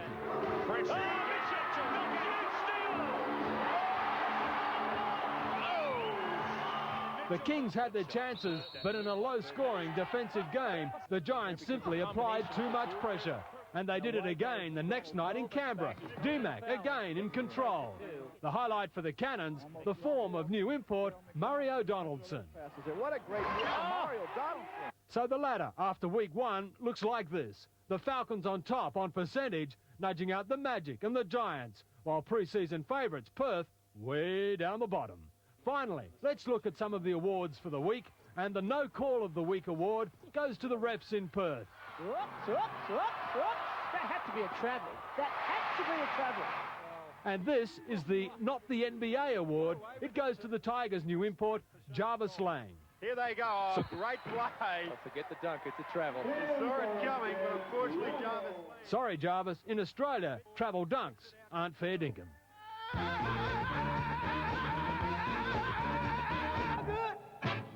So good. I got you. I feel nice. That sugar is fine. I feel... See, there's something for everybody here, including my mate down the end, the Sonic. We're going to mess around with some air hockey while you enjoy the Mitsubishi Challenge. It's last quarter action from...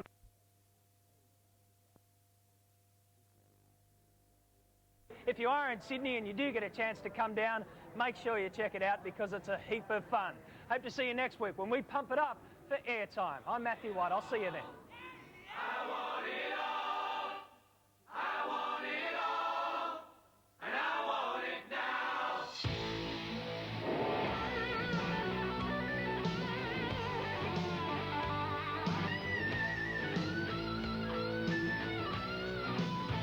Heaven's a seeker on an empty street. Just an alley creeper, light on his feet. The young fighter screaming with no time for down. With the pain and anger, can't see a way out. It ain't much I'm asking. I heard him say, gotta find me a future, move out of my way. I want it all. I want it all. I want it all. And I want it now. I want it all. I want it all. I want it all. And I want it now. Listen, all you people, come gather round. I gotta give me a game plan. Gotta shake it to the ground. Just give it. If you're looking for action beyond your wildest dreams, then be king for a day in the epic adventures of Hercules, 7:30 tonight on 10. And coming up next, Bright Ideas. Here's to the future for the dreams of you. I want it all. I want it all. I want it all. I want it now. I want it all. I want it all. I want it all. I want it now.